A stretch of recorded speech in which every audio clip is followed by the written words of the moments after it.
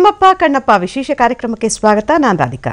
ತಿರುಪತಿ ತಿಮ್ಮಪ್ಪನಿಂದಲೇ ರಾಜ ಒಡೆಯರ್ ಸ್ಮರಣೆ. ತಿರುಮಲದಲ್ಲಿ ಮಾರ್ದನಿಸಿತ್ತು ಮೈಸೂರಿನ ಕೀರ್ತಿ. ಕರಡಾಳ ಕಣ್ಣಪ್ಪನಿಗೆ ಕಣ್ಣು ಕರಡಿಸಿದ ದೊರೆ. ಇದೇ ಹೊತ್ತಿನ ವಿಶೇಷ ಕಾರ್ಯಕ್ರಮ ತಿಮ್ಮಪ್ಪ ಕಣ್ಣಪ್ಪ.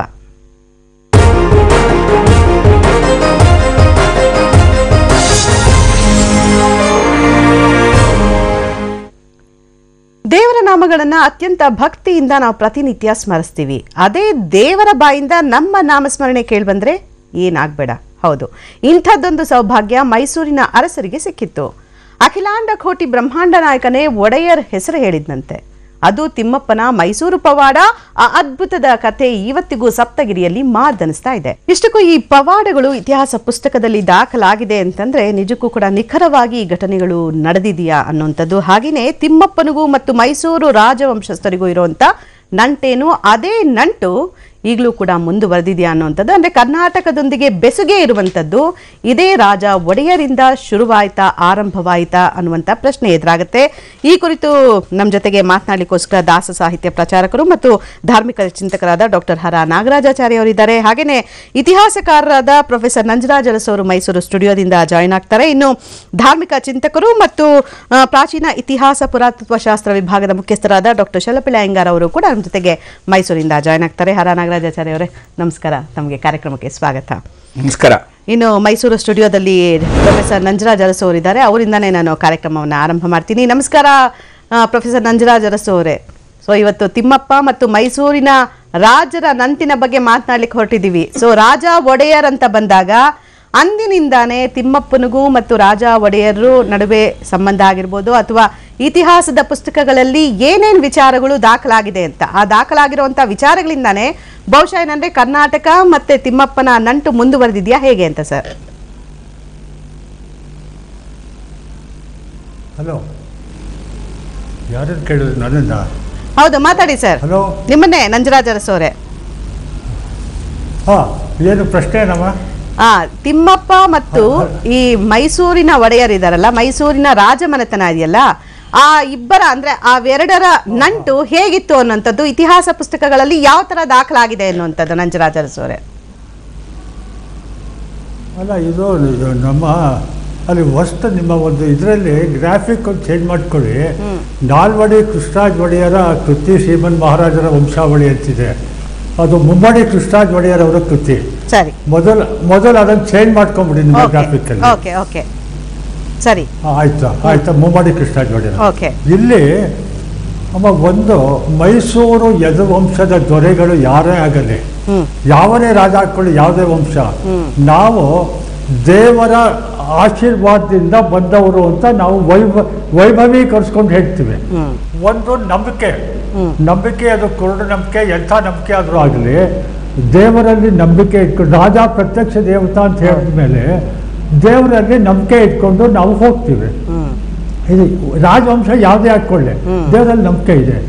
ಮೈಸೂರಿಗೆ ಚಾಮುಂಡಿ ಮತ್ತು ನಂಜುಂಡೇಶ್ವರನ ಕೃಪೆಯಿಂದ ಆಯಿತು ಅಂತ ಶುರುವಿನಲ್ಲಿ ಹೇಳ್ತೀವಿ. ಆದರೆ ಈ ರಾಜರು ತಿರುಪತಿ ತಿಮ್ಮಪ್ಪನ ಜೊತೆಯಲ್ಲೂ ಸಂಪರ್ಕ, ದೇವರು ಯಾರೇ ಹಾಕೊಳ್ಳಿ, ಮೇಲ್ಕೋಟೆಯಲ್ಲಿ ಮೇಲೆ ಕೋಟೆಯನ್ನು ಕಟ್ಸಕ್ಕೆ ಹೋಗಿದ್ದವನು ಯದುರಾಯ. ಅವನು ಕಥೆಯನ್ನು ಹೇಳ್ತಾರೆ, ಗುಜರಾತಿಂದ ಬಂದ, ಅಲ್ಲಿ ಅವನು ವಿಷ್ಣುವಿನ ಆರಾಧಕನಾಗಿ ಮೇಲ್ಕೋಟೆಗೆ ಹೋಗ್ತಾನೆ. ಅದಕ್ಕೆ ಅಲ್ಲಿ ಕೋಟೆ ಕಟ್ಸಕ್ಕೆ ಹೋದ, ಆಗಲಿಲ್ಲ. ಈ ಥರದಲ್ಲಿ ದೇವರ ಯಾವುದೇ ಆಕಾರವಾದರೂ ರಾಜರು ಆರಾಧನೆ ಮಾಡ್ತಾರೆ. ಅನಂತರ ಈ ಚಾಮರಾಜೇಂದ್ರ ಒಡೆಯರ್ ಕಾಲದಲ್ಲಿ, ಅಂದರೆ ನಾಲ್ವಡಿಯವ್ರ ತಂದೆಯವ್ರ ಕಾಲದಲ್ಲಿ ದೇವಸ್ಥಾನಕ್ಕೆ ತುಂಬಾ ಗ್ರ್ಯಾಂಡ್ಸ್ ಕೊಡ್ತಾರೆ ತಿರುಪತಿಗೆ. ಅಲ್ಲಿ ಒಂದು ಅನ್ನ ಛತ್ರವನ್ನ ಕಟ್ಟಿಸ್ತಾರೆ. ಅದೀಗ ಕಾಂಪ್ಲಿಕೇಶನ್ ಆಗಿ ನಿಂತೋಗಿದೆ. ಆಂಧ್ರ ಸರ್ಕಾರ ಅದನ್ನ ಕಿತ್ಕೊಳ್ಳಕ್ ಹೋಗ್ಬಿಟ್ಟಿದೆ. ಅದನ್ನ ನಮ್ಮ ಸರ್ಕಾರ ಅದನ್ನ ತಲೆಗೆ ಹಾಕೊಂಡಿಲ್ಲ. ಇರ್ಲಿ. ಆಮೇಲೆ ಒಂದು ದಿನ ಹೆಸರಿನಲ್ಲಿ ಅಲ್ಲಿ ಪೂಜೆ ನಡೆಯುವಂತ ವ್ಯವಸ್ಥೆಯನ್ನು ಮಾಡಿ ಅದಕ್ಕೇನೇನು ಹಣ ಬೇಕು ಎಲ್ಲನೂ ಕೊಟ್ಟಿದ್ದಾರೆ. ಹಣ, ಜಮೀನು ಎಲ್ಲವನ್ನು ಕೊಟ್ಟಿದ್ದಾರೆ. ಈ ರೀತಿಯಲ್ಲಿ ತಿರುಪತಿ ತಿಮ್ಮಪ್ಪ ವಿಷ್ಣುವಿನ ಅವತಾರ ಅಥವಾ ಈ ಥರದಲ್ಲಿ ಭಾವನೆಯಿಂದ ಜಗತ್ತಿಗೆ ದೊಡ್ಡ ದೇವರು ಹಿಂದೂ ಧರ್ಮಕ್ಕೆ ಅಂತ, ಅದಕ್ಕೆ ಅವರು ಆರಾಧನೆ ಮಾಡೋದು ಒಂದು ಸಹಜ. ಅಂದ್ರೆ ಅದು ಒಂದಕ್ಕೆ ಮಾಡೋಲ್ಲ. ಈಗ ಶೃಂಗೇರಿಗೂ ಹೋಗಿ ಅವರು ನಮಸ್ಕಾರ ಮಾಡ್ತಾರೆ. ಶೃಂಗೇರಿಯ ಅದು ಮಾಡ್ತಾ ಇರೋದು ಶೃಂಗೇರಿ, ಅಲ್ಲೂ ನಮಸ್ಕಾರ ಮಾಡ್ತಾರೆ. ಈಶ್ವರಗೆ. ಇಲ್ಲಿ ಪರ್ಕಾಳ್ ಮಠಕ್ಕೆ ಬಂದರೆ ರಾಮಾನುಜ ಸಂಪ್ರದಾಯಕ್ಕೆ ಸೇರಿಸ್ಕೊಂಡು ಇಲ್ಲಿಗೂ ಅಯ್ಯಂಗಾರ್ಗಳಿಗೂ ನಮಸ್ಕಾರ ಮಾಡ್ತೀವಿ. ಇಲ್ಲಿ ನಾವು ಅದಲ್ಲ ಆಕಾರದಲ್ಲಿ ಯಾವುದೇ ವೈವಿಧ್ಯವನ್ನು ನೋಡಕ್ಕೆ ಹೋಗಲ್ಲ. ದೇವರು ಯಾವುದೇ ಆಕಾರ ಸ್ವರೂಪ ಇರಲಿ ನಮಸ್ಕಾರ ಮಾಡ್ತೀವಿ. ಇಲ್ಲಿ ಈ ಕಣ್ಣು ಕೊಟ್ಟಂತ ಕತೆಗೆ ಹೇಳೋದಾದ್ರೆ ಅದೀಗಲೇ ಹೇಳೋದು ಆಮೇಲೆ ಹೇಳಬೇಕು. ಮಾತಾಡ್ತೀನಿ ನಿಮ್ಮ ಜೊತೆಗೆ. ಡಾಕ್ಟರ್ ಹರ ನಾಗರಾಜಾಚಾರ್ಯ ಅವರೇ ನೋಡಿ, ಹೇಳ್ತಾ ಇದ್ರಿ ಇವಾಗ ಮೈಸೂರು ರಾಜ ಮಹಾರಾಜರು ಅಂತಂದ್ರೆ ಎಲ್ಲಾ ದೇವರಿಗೂ ನಡ್ಕೊಳ್ತಾ ಇದ್ರು. ಅವರು ಎಲ್ಲ ದೇವರ ಸ್ಮರಣೆ ಮಾಡ್ತಾ ಇದ್ರು, ದಾನ ಧರ್ಮಗಳನ್ನ ಮಾಡ್ತಾ ಇದ್ರು, ಅಲ್ಲಿ ತಮ್ಮ ಸೇವಾ ಕೈಂಕರ್ಯಗಳನ್ನು ಮುಂದುವರಿಸ್ತಾ ಇದ್ರು ಅಂತ. ಈ ಸ್ಪೆಸಿಫಿಕ್ ಆಗಿ ಇವಾಗ ಈ ತಿಮ್ಮಪ್ಪ ಮತ್ತೆ ರಾಜ ಮಹಾರಾಜರ ನಂಟು ಅಂತ ಬಂದಾಗ, ಸೊ ಇದಕ್ಕೇನಾದ್ರೂ ಇವಾಗ ವೆಂಕಟೇಶ್ವರ ಮಹಾತ್ಮೆಯಲ್ಲಾಗಿರ್ಬೋದು, ಸೊ ಬೇರೆ ಬೇರೆ ಇದರ ಸಂಬಂಧಿತ ಪುಸ್ತಕಗಳಲ್ಲಿ ಯಾವ ಥರ ಆಧಾರಗಳು ಸಿಗುತ್ತೆ ಅಂತ. ಮಾಯಾವಿ ಪರಮಾನಂದಂ ತ್ಯಕ್ತ್ವಾ ವೈಕುಂಠಮುತ್ತಮಂ ಸ್ವಾಮಿ ಪುಷ್ಕರಣಿ ತೀರೆ ರಮಯಾ ಸಹ ಮೋದತೆ, ಭವಿಷ್ಯೋತ್ತರ ಪುರಾಣದ ಶ್ಲೋಕ ಇದು. ಅವನು ಮಹಾಮಾಯಾವಿ ಭಗವಂತ. ಅವರಾಗಲೇ ಹೇಳಿದಾಗ ವೇದದಲ್ಲಿ ವಿಶೇಷವಾಗಿ ನಾರಾಯಣ ಬ್ರಹ್ಮ ಜಾಯತೆ, ನಾರಾಯಣಾದ್ರುದ್ರೋ ಜಾಯತೆ, ನಾರಾಯಣಾದಿಂದ್ರೋ ಜಾಯತೆ, ನಾರಾಯಣನೇ ಸರ್ವವೂ ಆಗಿ ಹೋಗ್ಬಿಟ್ಟ. ಇದೊಂದು ಬಹಳ ವಿಶೇಷ. ತುಂಬ ಸುಂದರವಾದಂಥ ಈ ಒಂದು ಘಟನೆ ಒಂಥರ ಐತಿಹಾಸಿಕ ದಾಖಲೆ ಇದ್ದಾಗೆ.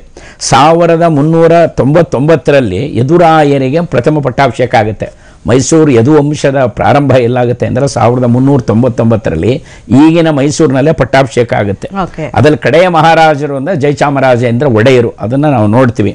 ಕರ್ನಾಟಕ ರತ್ನ ಸಿಂಹಾಸನಾಧೀಶ್ವರ ಅಂತಲೇ ಅವರಿಗೆ ಹೆಸರಿತ್ತು, ಪ್ರಖ್ಯಾತಿ. ಈ ಪರಂಪರೆಯಲ್ಲಿ ಬಂದವರೇ ರಾಜ ಒಡೆಯರು. ಈ ರಾಜ ಒಡೆಯರು ವಿಶೇಷವಾಗಿ ತುಂಬ ಸೇವೆಯನ್ನು ತಿರುಮಲದಲ್ಲಿ ಮಾಡಿದ್ದ ದಾಖಲೆ ಇದೆ. ಇದು ಅಲ್ಲಿ ಶಾಸನಗಳೇ ಇದೆ. ದಿನವೂ ಪ್ರತಿನಿತ್ಯ ತಿರುಮಲೆ ತಿಮ್ಮಪ್ಪನಿಗೆ ಸಹಸ್ರ ನಾಮಾರ್ಚನೆ ನಡೆಸುವ ವ್ಯವಸ್ಥೆ ಅವರಿಂದಲೇ ಪ್ರಾರಂಭ ಆಗಿದ್ದು. ಸಹಸ್ರ ನಾಮಾರ್ಚನೆ ನಡೆಯುವಂಥ ವ್ಯವಸ್ಥೆ ಮಾಡಿದ್ರು. ನಿತ್ಯಾರ್ಚನೆಗೆ ಬೇಕಾದಂಥ ಎಲ್ಲ ಪಾತ್ರೆಗಳನ್ನು, ಸುವರ್ಣ ಪಾತ್ರೆಗಳನ್ನು ಕೊಟ್ಟಿದ್ದು ದಾಖಲೆ ಇದೆ. ಉತ್ಸವಕ್ಕೆ ಬಂಗಾರದ ಕೊಡೆ ಕೊಟ್ಟರು, ಅದು ಈಗಲೂ ಪ್ರಚಲಿತ ಇದೆ. ಇದು ರಾಜ ಒಡೆಯರೇ ಕೊಟ್ಟಿದ್ದು. ಅನೇಕ ರತ್ನಹಾರಗಳನ್ನು ಕೊಟ್ಟಿದ್ದಾರೆ. ಅವರ ಪ್ರೇರಣೆಯಿಂದ ಅನೇಕ ರಾಜರು ಮುಂದೆ ಅದಕ್ಕೆ ತುಂಬಾ ನಡ್ಕೊಂಡ್ರು. ಇದು ರಾಜ ಒಡೆಯರು ಭಗವಂತ, ಯಾಕೆ ಅವ್ರಿಗೆ ಚೆನ್ನಾಗಿ ಗೊತ್ತಿತ್ತು, ನಾನು ಶಾಶ್ವತ ಅಲ್ಲ, ಈ ಸಿಂಹಾಸನವು ಶಾಶ್ವತ ಅಲ್ಲ, ಭಗವಂತ ಶಾಶ್ವತ. ಭಗವಂತನಿಗೆ ನಾವೇನ್ ಮಾಡ್ತೀವೋ ಅದು ಶಾಶ್ವತವಾಗಿ ಉಳಿಯುತ್ತೆ. ಮಹಾರಾಜರು ತಿರುಪತಿ ತಿಮ್ಮಪ್ಪನಿಗೆ ಸೇವೆ ಮಾಡುವಾಗ ಅವರ ದೃಷ್ಟಿಕೋನ ಏನಿತ್ತು ಅಂತ ತುಂಬಾ ಚೆನ್ನಾಗಿ ವರ್ಣನೆ ಮಾಡಿ. ಏನು ಅಂದ್ರೆ, ನಮ್ಮ ಪ್ರಜೆಗಳು ಚೆನ್ನಾಗಿರ್ಲಿ, ಇಲ್ಲಿ ಮಳೆ ಬೆಳೆ ಚೆನ್ನಾಗಿ ಬರಲಿ, ಎಲ್ಲ ಪ್ರಜೆಗಳು ಸೌಖ್ಯದಿಂದಿರಲಿ ಅಂತ ಹೇಳಿ ಆ ಪ್ರಾರ್ಥನೆಯನ್ನು ಮಾಡ್ತಿದ್ರು. ಇದಕ್ಕಾಗಿ ತಿಮ್ಮಪ್ಪ ರಾಜ ಒಡೆಯರಿಗೆ ತುಂಬಾ ಇಷ್ಟಪಟ್ಟ.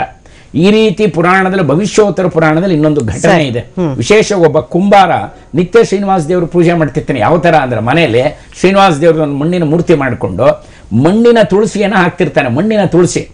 ಒಂದ್ಸಲಿ ಸ್ವತಃ ತೋಂಡಮಾನ ಆ ಶ್ರೀನಿವಾಸನ ಹತ್ರ ಬಂದು ನೋಡ್ತಾನೆ, ಇವನು ಚಿನ್ನದ ತುಳಸಿಯನ್ನು ನಿತ್ಯ ಅರ್ಪಣೆ ಮಾಡ್ತಿರ್ತಾನೆ. ತೋಂಡಮಾನ ಸ್ವತಃ ಶ್ರೀ ಪದ್ಮಾವತಿಯ ಚಿಕ್ಕಪ್ಪ, ಶ್ರೀನಿವಾಸ ದೇವರಿಗೆ ಚಿಕ್ಕ ಮಾವನವರು. ಆಗ ತೋಂಡಮಾನ ಕೇಳ್ತಾನೆ, ಇದೇನಿದು, ನನ್ನ ಚಿನ್ನದ ತುಳಸಿಯ ಮಧ್ಯೆ ಇದೇನು ಮಣ್ಣಿನ ತುಳಸಿಗಳಿದೆ, ಇದ್ಯಾರಿದು, ನನಗಿಂತ ಶ್ರೇಷ್ಠ ಭಕ್ತ ಇದ್ದಾನೆ ನಿನಗೆ ಅಂತ. ಶ್ರೀನಿವಾಸ ಬಿಡ್ತಾನೆ, ಅಯ್ಯ ಒಬ್ಬ ಕುಂಬಾರ ಇದ್ದಾನೆ, ಭೀಮನಾಮಕ ಕುಂಬಾರ, ಅವನು ಹೋಗಿ ನೋಡ್ಕೊಂಬ, ಅನನ್ಯ ಭಕ್ತ ಅವನು ನಾನು ತುಂಬಾ ಇಷ್ಟಪಡ್ತೀನಿ, ನನ್ನನ್ನು ಇಷ್ಟಪಡ್ತಾನೆ ಅಂತ. ಈಗ ಅಲ್ಲಿ ಹೋಗ್ತಾನೆ ಇವನು, ಹುಡುಕೊಂಡು ಯಾವುದೋ ಒಂದು ಮೂಲೆಯಲ್ಲಿ, ಇವನ ರಾಜ್ಯದಲ್ಲೇ ಇರುವಂಥ ಒಂದು ದಟ್ಟ ಮೂಲೆಯಲ್ಲಿ ಹೋಗಿ ಹುಡುಕ್ತಾನೆ ಆ ಮನೆ. ಕುಂಬಾರನ್ಗೆ ಏನು ಶ್ರೀನಿವಾಸ ಒಂದ್ ಕಡೆ ಸ್ವಪ್ನದಲ್ಲಿ ಹೇಳಿರ್ತಾನೆ, ಯಾಕೆಂದ್ರೆ ನಿತ್ಯ ಏನ್ ಮಾಡ್ತಾನೋ ಸ್ವಾಮಿಗೆ ಸಮರ್ಪಣೆ ಮಾಡ್ತಿರ್ತಾನೆ ಭಯಭಕ್ತಿಯಿಂದ. ತಾನು ಕುಡಿಯುವಂತ ಅಂಬಲಿ ಗಂಜಿನೆಯನ್ನ ಆ ಕುಂಬಾರ ತಾನು ಮಾಡಿದಂಥ ಮಡಿಕೆಗಳನ್ನೆಲ್ಲ ಶ್ರೀನಿವಾಸ ದೇವರಿಗೆ ಏನು ಸಮರ್ಪಣೆ ಮಾಡ್ತಿರ್ತಾನೆ. ಆಗ ಶ್ರೀನಿವಾಸ ದೇವರು ಸ್ವಪ್ನದಲ್ಲಿ, ಎಂದು ನೀನು ತೋಂಡಮಾನನ ದರ್ಶನ ಮಾಡ್ತೀಯೋ ಅಂದು ನೀನು ಮುಕ್ತಿ ಸಿಗುತ್ತೆ, ನಿನಗೆ ವಿಮಾನ ಕಳಿಸ್ತೀನಿ, ಅದರಲ್ಲಿ ನೀನು ಬಾ. ಯಾವಾಗ ತೋಂಡಮಾನನ ದರ್ಶನ ಮಾಡಿದಾಗ, ಅಲ್ಲಿಗೆ ತೋಂಡಮಾನನ ದರ್ಶನ ಎಷ್ಟು ವೈಶಿಷ್ಟ್ಯ ಅನ್ನೋದು ಕುಂಬಾರನ್ಗೆ ಗೊತ್ತಾಗುತ್ತೆ. ಈ ಎಂಥ ಭಕ್ತ ಇವನು ಅಂತೇಳಿ ತೋಂಡಮಾನನಿಗೂ ಗೊತ್ತಾಗುತ್ತೆ. ಇದು ಶ್ರೀನಿವಾಸ ದೇವರು. ತೋಂಡಮಾನನು ಒಳ್ಳೆ ಭಕ್ತ ಅಂತ ಸ್ವೀಕಾರ ಮಾಡಿದ್ದ, ಆದರೆ ಅನನ್ಯ ಭಕ್ತ ಕುಂಬಾರನು ಸ್ವೀಕಾರ ಮಾಡಿದ್ದ. ಹೀಗೆ ಭಗವಂತ ತನ್ನ ಆಟವನ್ನು ತೋರಿಸ್ತಾನೆ. ತೋಂಡಮಾನ ಹೋಗಿ ಆ ಭೀಮನಾಮಕ ಕುಂಬಾರನ ದರ್ಶನ ಮಾಡಿದ ಮೇಲೆ ಒಳ್ಳೆ ದಿವ್ಯ ವಿಮಾನ ಬರುತ್ತೆ. ಅವನು ಬಂದು ಆ ಕುಂಬಾರ ಬಂದು ನಮಸ್ಕಾರ ಮಾಡ್ತಿದ್ದೆ, ರಾಜರು ಬಂದಿದ್ದೀರಿ. ಆಗ ಹೇಳ್ತಾನಪ್ಪ, ನೀನು ಅನನ್ಯ ಭಕ್ತಿಯಿಂದ ಶ್ರೀನಿವಾಸ ದೇವ್ರನ್ನ ಪೂಜೆ ಮಾಡ್ತಿದ್ದೆ, ನೀನು ನೋಡಕ್ ಬಂದೆ, ನಾನು ಪೂಜೆ ಮಾಡ್ತಿದ್ದೆ, ನಿಮ್ಗೆ ಯಾರು ಹೇಳಿದ್ರು ಅಂತ. ಶ್ರೀನಿವಾಸನೇ ಹೇಳ್ದಪ್ಪ, ಬೇರೆ ಯಾರು ಹೇಳಲಿಲ್ಲ ಅಂತ ಹೇಳಿ ತೋಂಡಮಾನ ಹೇಳ್ತಾನೆ. ಆಮೇಲೆ ಆ ಭೀಮ ಅವಾಗ ಹೇಳ್ತಾನೆ, ಕುಂಬಾರ, ನಿಮ್ಮ ದರ್ಶನ ಆದಾಗ ನಾನು ಮುಕ್ತಿ ಸಿಗುತ್ತೆ ಅಂತ ಶ್ರೀನಿವಾಸ ಹೇಳಿದ್ದ. ಇವತ್ತು ನಿಮ್ಮ ದರ್ಶನ ಆಯಿತು, ಪರಮ ಭಕ್ತರು ಶ್ರೀನಿವಾಸ ದೇವರಿಗೆ ಅಂತ ಅವನಿಗೆ ನಮಸ್ಕಾರ ಮಾಡಿ ಸಾಷ್ಟಾಂಗ ಮಾಡ್ತಾನೆ, ಶರೀರ ಬಿಟ್ಟು ಬಿಡ್ತಾನೆ. ಗಂಡ ಹೆಂಡತಿ ಇಬ್ರು ವಿಮಾನದಲ್ಲಿ ಹೋದ್ರು ಅಂತ ಇದು ಭವಿಷ್ಯೋತ್ತರ ಪುರಾಣದಲ್ಲಿ ದಾಖಲೆ ಇದೆ. ಇದನ್ನ ಜನಕ ಮಹಾರಾಜನಿಗೆ ಶ್ರೀತಾನಂದ ಮಹರ್ಷಿಗಳು ವರ್ಣನೆ ಮಾಡಿದ್ದಿದೆ. ಅಲ್ಲೂ ಅನೇಕ ಈ ಕಥೆಯ ಬಗ್ಗೆ ವರ್ಣನೆ ಇದೆ. ಹೀಗೆ ಶ್ರೀನಿವಾಸ ಇಂಥ ಆಟ ಆಡಿದಾನೆ. ಈ ರಾಜ ಒಡೆಯರ್ ಬಗ್ಗೆ ತುಂಬಾ ಅದ್ಭುತವಾದಂಥ ಘಟನೆ ಇದು, ನಡೆದ ಘಟನೆ ಅನ್ನೋ ಸತ್ಯ. ಇದಕ್ಕೆ ಪೂರಕವಾದಂಥ ಬೇರೆ ಕಥೆಗಳಿದೆ, ನಂತರ ಅದನ್ನ ತಿಳಿಸ್ತೇವೆ. ಸರಿ. ಡಾಕ್ಟರ್ ಶಲಪಿಲ ಅಯ್ಯಂಗಾರ್ ಅವರು ಈಗ ಜಾಯ್ನ್ ಆಗಿದ್ದಾರೆ. ಸರ್ ನಮಸ್ಕಾರ. ಸರ್ ನೋಡಿ, ನಾವು ಹಾತಿರಾಮ್ ಭಾವಾಜಿ ಜೊತೆಗೆ ಅನ್ನಮಾಚಾರ್ಯ ಈ ಅದಮ್ಯ ಭಕ್ತರ ಬಗ್ಗೆ ಕೇಳಿದ್ದೀವಿ. ನಾವು ತಿಮ್ಮಪ್ಪನಿಗೆ ಅದಮ್ಯ ಭಕ್ತರಾಗಿದ್ರು, ತುಂಬ ಭಕ್ತಿ ಮಾಡ್ತಿದ್ರು, ತಿಮ್ಮಪ್ಪನ ಪೂಜೆ ಮಾಡ್ತಿದ್ರು, ಸ್ಮರಣೆ ಮಾಡ್ತಿದ್ರು ಅನ್ನುವಂಥದ್ದು. ಆದರೆ ನೋಡಿ, ತಿಮ್ಮಪ್ಪನೇ ರಾಜ ಒಡೆಯರವರ ಹೆಸರನ್ನು ಹೇಳಿದ್ದಾರೆ, ಅವರ ಹತ್ರ ಏನೋ ಒಂದು ಶಕ್ತಿ ಇದೆ ಅನ್ನೋಂಥದ್ರ ಬಗ್ಗೆ ಅವನ ಭಕ್ತರ ಹತ್ರ ಹೇಳಿದ್ದಾರೆ ಅನ್ನೋಂಥ ವಿಚಾರದ ಬಗ್ಗೆ ತಾವೇನು ಹೇಳ್ತೀರಾ ಸರ್ ಅಂತ?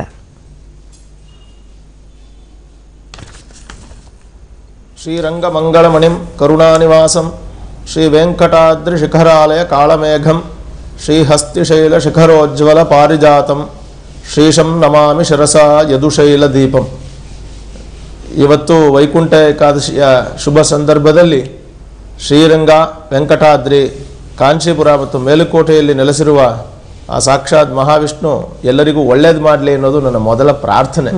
ಇವತ್ತು ಒಳ್ಳೆ ಸಬ್ಜೆಕ್ಟ್, ಅದಕ್ಕೋಸ್ಕರ ಹೇಳಿದೆ ನಾನು. ಶ್ರೀಮನ್ ಮಹಾರಾಜ ವಂಶಾವಳಿ ಅನ್ನುವಂತಹ ಒಂದು ಪುಸ್ತಕ ಅರಮನೆಯಿಂದಾನೇ ಪ್ರಕಟವಾಗಿರುವಂತಹದ್ದು.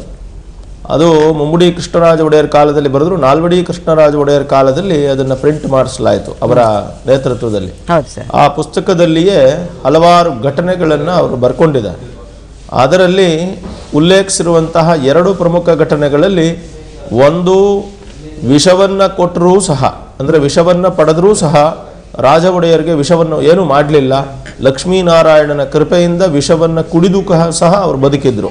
ಇದು ಮೊದಲನೇ ಘಟನೆ. ಆದರೆ ಎರಡನೆಯದು ಈ ಕಣ್ಣನ್ನ ಕೊಟ್ಟಂತಹ ಘಟನೆ. ರಾಜ ಒಡೆಯರ್ ಒಬ್ಬ ಸಾಧಾರಣವಾದಂತಹ ಒಬ್ಬ ಮನುಷ್ಯ ಆಗಿರಲಿಲ್ಲ. ಅವರು ಪರಮ ಭಕ್ತರಾಗಿದ್ದರು. ಶ್ರೀರಂಗಪಟ್ಟಣದಲ್ಲಿ ಸಿಂಹಾಸನವನ್ನ ಅವರು ಪಡ್ಕೊಂಡಾಗ್ಲೂ ಕೂಡ ವಿಜಯನಗರ ಸಾಮ್ರಾಜ್ಯದಿಂದ ಬಂದಂತಹ ಆ ಭಕ್ತಿ ಪರಂಪರೆಯನ್ನ ಮತ್ತು ಆ ದೈವದತ್ತವಾದ, ಈಗಾಗಲೇ ಅರಸು ಅವರು ಹೇಳಿದ ಹಾಗೆ ದೇವರುಗಳಲ್ಲಿ ನಂಬಿಕೆ ಇದ್ದಂತಹ ಪರಂಪರೆಯನ್ನು ತಗೊಂಡ್ರು. ಸೊ ವಿಜಯನಗರದ ಅರಸರು ಅತ್ಯಂತ ಪ್ರಮುಖವಾಗಿ ನಂಬಿದ್ದಂತಹ ದೈವಗಳಲ್ಲಿ ಇದು ವೆಂಕಟೇಶ್ವರ ಸ್ವಾಮಿ ಪ್ರಮುಖವಾದದ್ದು. ಅದೇ ರೀತಿ ಮೇಲುಕೋಟೆ, ಶ್ರೀರಂಗಪಟ್ಟಣ, ನಂಜನಗೂಡು ಇವೆಲ್ಲ ಪ್ರಮುಖವಾದಂತಹದ್ದು. ಹಾಗಾಗಿ ರಾಜ ಒಡೆಯರವರು ಈ ದೇವತೆಗಳ ಬಗ್ಗೆ ಅಪಾರವಾದ ಅಭಿಮಾನ ಮತ್ತು ಅನೇಕ ದಾನಗಳನ್ನ ಕೊಟ್ಟು ಉಪಾಸನೆಯನ್ನು ಮಾಡ್ತಾ ಇದ್ದಂತಹ ವ್ಯಕ್ತಿ. ರಾಜರುಗಳು ಅಂದ್ರೆ ಆ ಕಾಲದಲ್ಲಿ ಕೇವಲ ಭೋಗದ ರಾಜರುಗಳಾಗಿರಲಿಲ್ಲ.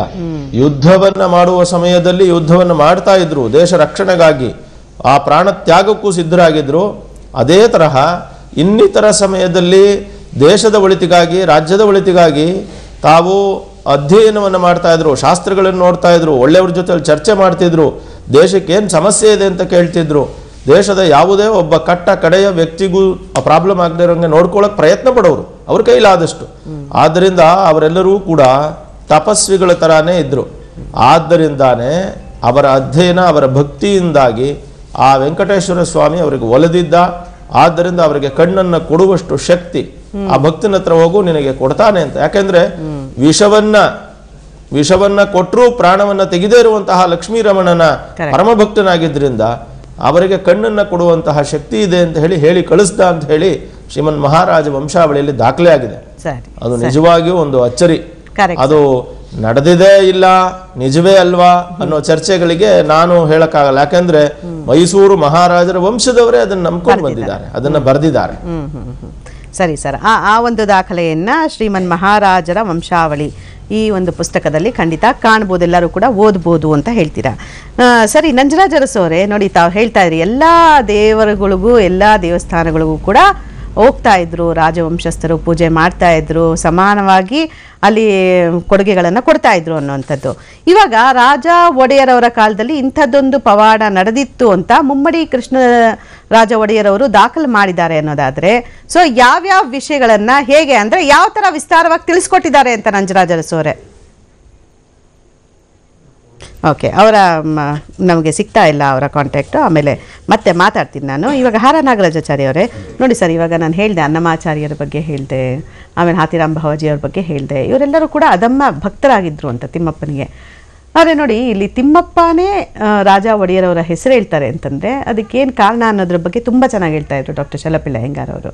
ಸೊ ಇಂಥ ಸಂದರ್ಭದಲ್ಲಿ ನೋಡಿ ಇವಾಗ ಒಂದು ಉತ್ತರ ಸಿಗೋದು ಅಂದರೆ ಕರ್ನಾಟಕಕ್ಕೂ ತಿಮ್ಮಪ್ಪನಿಗೆ ಯಾಕೆ ತುಂಬ ಅಂದರೆ ಇಲ್ಲಿನ ಭಕ್ತರು ತುಂಬ ಅಧಿಕ ಸಂಖ್ಯೆಯಲ್ಲಿ ಹೋಗ್ತಾರೆ, ತಿಮ್ಮಪ್ಪನಿಗೆ ನಡ್ಕೊಳ್ತಾರೆ ಅಂತ ಬಂದಾಗ ಬಹುಶಃ ಏನಂದರೆ ಆಗಿನಿಂದ ನಡ್ಕೊಂಡು ಬಂದಂಥ ಒಂದು ಸಂಸ್ಕೃತಿ ಸಂಪ್ರದಾಯ ಮುಂದುವರಿತಿದೆಯಾ ಅಂತ. ಹೌದು, ಇದು ಕಠೋರ ಸತ್ಯ. ನೋಡಿ, ಇದಕ್ಕೆ ಅನೇಕ ದಾಖಲೆಗಳಿವೆ. ಮೈಸೂರು ಜಿಲ್ಲೆಯಲ್ಲೇ ಇದ್ದಂಥ ಬನ್ನೂರು ಹತ್ರ ಶ್ರೀಮನ್ ವ್ಯಾಸರಾಜರು ಅವರು ಹುಟ್ಟಿದ್ದೇ ಬನ್ನೂರಿನಲ್ಲಿ. ಅವರು 1486ರಿಂದ 1498 ತನಕ 12 ವರ್ಷ ಸತತವಾಗಿ ಅಲ್ಲೇ ಇದ್ದು ವಿಶೇಷ ಪೂಜೆಗಳನ್ನು ಮಾಡಿದ್ದು ದಾಖಲೆ ಇದೆ. ಭಗವಂತನ ವಿಶೇಷ ಸನ್ನಿಧಾನ, ಪೂಜಾ ಕೈಂಕರ್ಯಗಳು ವಿಶೇಷವಾಗಿ ನಡೆಯೋ ಹಾಗೆ, ಮತ್ತು ಕೃಷ್ಣದೇವರಾಯನಿಗೆ ಪರಿವರ್ತನೆ ಮಾಡಿ ಬೇಕಾದಷ್ಟು ರಾಜ ಒಂದು ಏನು ದೇವರಿಗೆ ಏನೇನು ಸೇವೆ ಮಾಡಬೇಕು ಯಥೇಚ್ಛವಾಗಿ ಆ ಸೇವೆ ಎಲ್ಲ ಮಾಡಿಸುವಂಥ ಪ್ರೇರಣೆ ಅವರು ಕೊಟ್ಟರು ಅಂತ ಇದೆ. ಅದೇ ಅದರ ಹತ್ರನೇ ಇರುವಂಥ ಅಬ್ಬೂರು ಅಂತ ನೋಡ್ತೀವಿ, ಮೈಸೂರು ಜಿಲ್ಲೆ ಅಬ್ಬೂರು. ಅಲ್ಲೇ ಇದ್ದಂಥ ಸ್ವತಃ ಶ್ರೀಪಾದರಾಜರು, ಅಲ್ಲಿಂದ ಬಂದಿದ್ದು ಶ್ರೀಪಾದರಾಜರು, ಅವರು ಶ್ರೀನಿವಾಸನ ಬಗ್ಗೆ ಬೇಕಾದಷ್ಟು ನಡ್ಕೊಂಡು ಸ್ವತಃ ಅಣ್ಣಮಾಚಾರ್ಯರು ಕೂಡ ಪ್ರೇರಣೆ ಕೊಟ್ಟರು ಅಂತ ಒಂದು ಕಡೆ ಅಲ್ಲಿ ಅಣ್ಣಮಾಚಾರ್ಯರೇ ಉಲ್ಲೇಖ ಮಾಡಿದ್ದಾರೆ. ಶ್ರೀಪಾದರಾಜು ಆಗಿದ್ದಂಥವರು, ಅವರು ಕೂಡ ಅದಕ್ಕೆ ಪ್ರೇರಣೆ ಹೀಗೆ ಮೈಸೂರು ಜಿಲ್ಲೆಗೂ ಅಂದರೆ ನಮ್ಮ ಕರ್ನಾಟಕಕ್ಕೂ ಇದಕ್ಕೂ ತುಂಬ ಸಂಬಂಧ ಇದೆ. ಇದು 16-17ನೇ ಶತಮಾನದಲ್ಲಿ ರಾಜ ಒಡೆಯರನ್ನು ನೋಡ್ತೀವಿ. ಆಗ ವಿಜಯನಗರ ಸಾಮ್ರಾಜ್ಯದಲ್ಲಿ ಇದ್ದಂಥವರು ವೆಂಕಟಪತಿ ರಾಯ ಅನನ್ಯ ಭಕ್ತ ಶ್ರೀನಿವಾಸ ದೇವರಿಗೆ. ನಮಗೆ ಗೊತ್ತೇ ಇದೆ ವಿಜಯನಗರ ಸಾಮ್ರಾಜ್ಯ ಅರಸುಗಳು ಮಾಡ್ಕೊಂಬಂದು. ಅದರಿಂದ ಇವರಿಗೆ ರಾಜ ಒಡೆಯರಿಗೂ ಅವ್ರಿಗೂ ತುಂಬಾ ಆತ್ಮೀಯತೆ. ರಾಜ ಒಡೆಯರು ಈಗಾಗಲೇ ತಿಳಿಸಿದಂಗೆ ಶ್ರೀನಿವಾಸ ದೇವರಿಗೆ ಅನನ್ಯ ಭಕ್ತರು. ಆದರೆ ಭಗವಂತ ಏನು ಮಾಡ್ತಾನೆ, ತನ್ನ ಭಕ್ತನ ಕೀರ್ತಿಯನ್ನು ಹೀಗೆ ಅವನು ಉಲ್ಲೇಖ ಮಾಡೋದು ಜಗತ್ತಿಗೆ. 2 ಕಣ್ಣು ಕೊಡಕ್ಕೆ ಶ್ರೀನಿವಾಸನಿಗೆ ಏನು ಕಷ್ಟ ಇರಲಿಲ್ಲ. ಇದೇ ಕಣ್ಣಪ್ಪ ಬ್ರಹ್ಮೋತ್ಸವಕ್ಕೆ ಹೋದಾಗ ನಿನ್ನ ಬ್ರಹ್ಮೋತ್ಸವ ನೋಡಬೇಕು, ನಿನ್ನ ವೈಭವ ಮೂರ್ತಿಯನ್ನು ನೋಡಬೇಕು ಅಂತ ಅವನು ಬಹಳ ಬುದ್ಧಿವಂತಿಕೆಯಿಂದ ಕೇಳಿದಾಗ ಸ್ವತಃ ಶ್ರೀನಿವಾಸ 1 ಕಣ್ಣು ಕೊಡ್ತಾನೆ. 2 ಕಣ್ಣು ಕೊಡೋ ಬದಲಿಗೆ 1 ಕಣ್ಣು, ಅಂದ್ರೆ ಭಕ್ತನ ಕೀರ್ತಿಯನ್ನ ಹೆಚ್ಚು ಮಾಡಕ್ಕೆ ಹೊರಟ. ಇದು ಪುರಾಣದಲ್ಲಿ ಸ್ವತಃ ನಾವು ಭಾಗವತದಲ್ಲಿ ನೋಡ್ತೀವಿ. ಸ್ವತಃ ದೂರ್ವಾಸರು ಹೋಗಿ ನಾರಾಯಣನ ಹತ್ರ ಕೇಳಿದಾಗ ನಿನ್ನ ಸುದರ್ಶನ ಚಕ್ರ ಬಂತು ಅಂದಾಗ ನನ್ನ ಅಧೀನ ಅಲ್ಲ, ನನ್ನ ಭಕ್ತ ಅಂಬರೀಷನ್ ಕೇಳು, ಅವನೇ ಕೇಳು ಅಂತೇಳಿ ಇವನೇ ಬೇಕಾದ್ರೆ ಸುದರ್ಶನ ತಗೋಬೋದಾಗಿತ್ತು. ಅಂಬರೀಷನ್ಗೆ ಆ ಕೀರ್ತಿ ಬರಲಿ ಅಂತ ಅಂಬರೀಷನ್ನೇ ಹೋಗಿ ಕೇಳು ಅಂತ ಹೇಳ್ಬಿಡ್ತೀವಿ. ಇದು ಭಗವಂತನ ವೈಶಿಷ್ಟ್ಯ. ಸರ್, ಮತ್ತಷ್ಟು ಮಾತಾಡ್ತೀನಿ ನಾನು. ಚರ್ಚೆ ಮತ್ತೆ ಮುಂದುವರಿತೆ ಒಂದು ಸಣ್ಣ ಬ್ರೇಕ್ ಆದ್ಮೇಲೆ.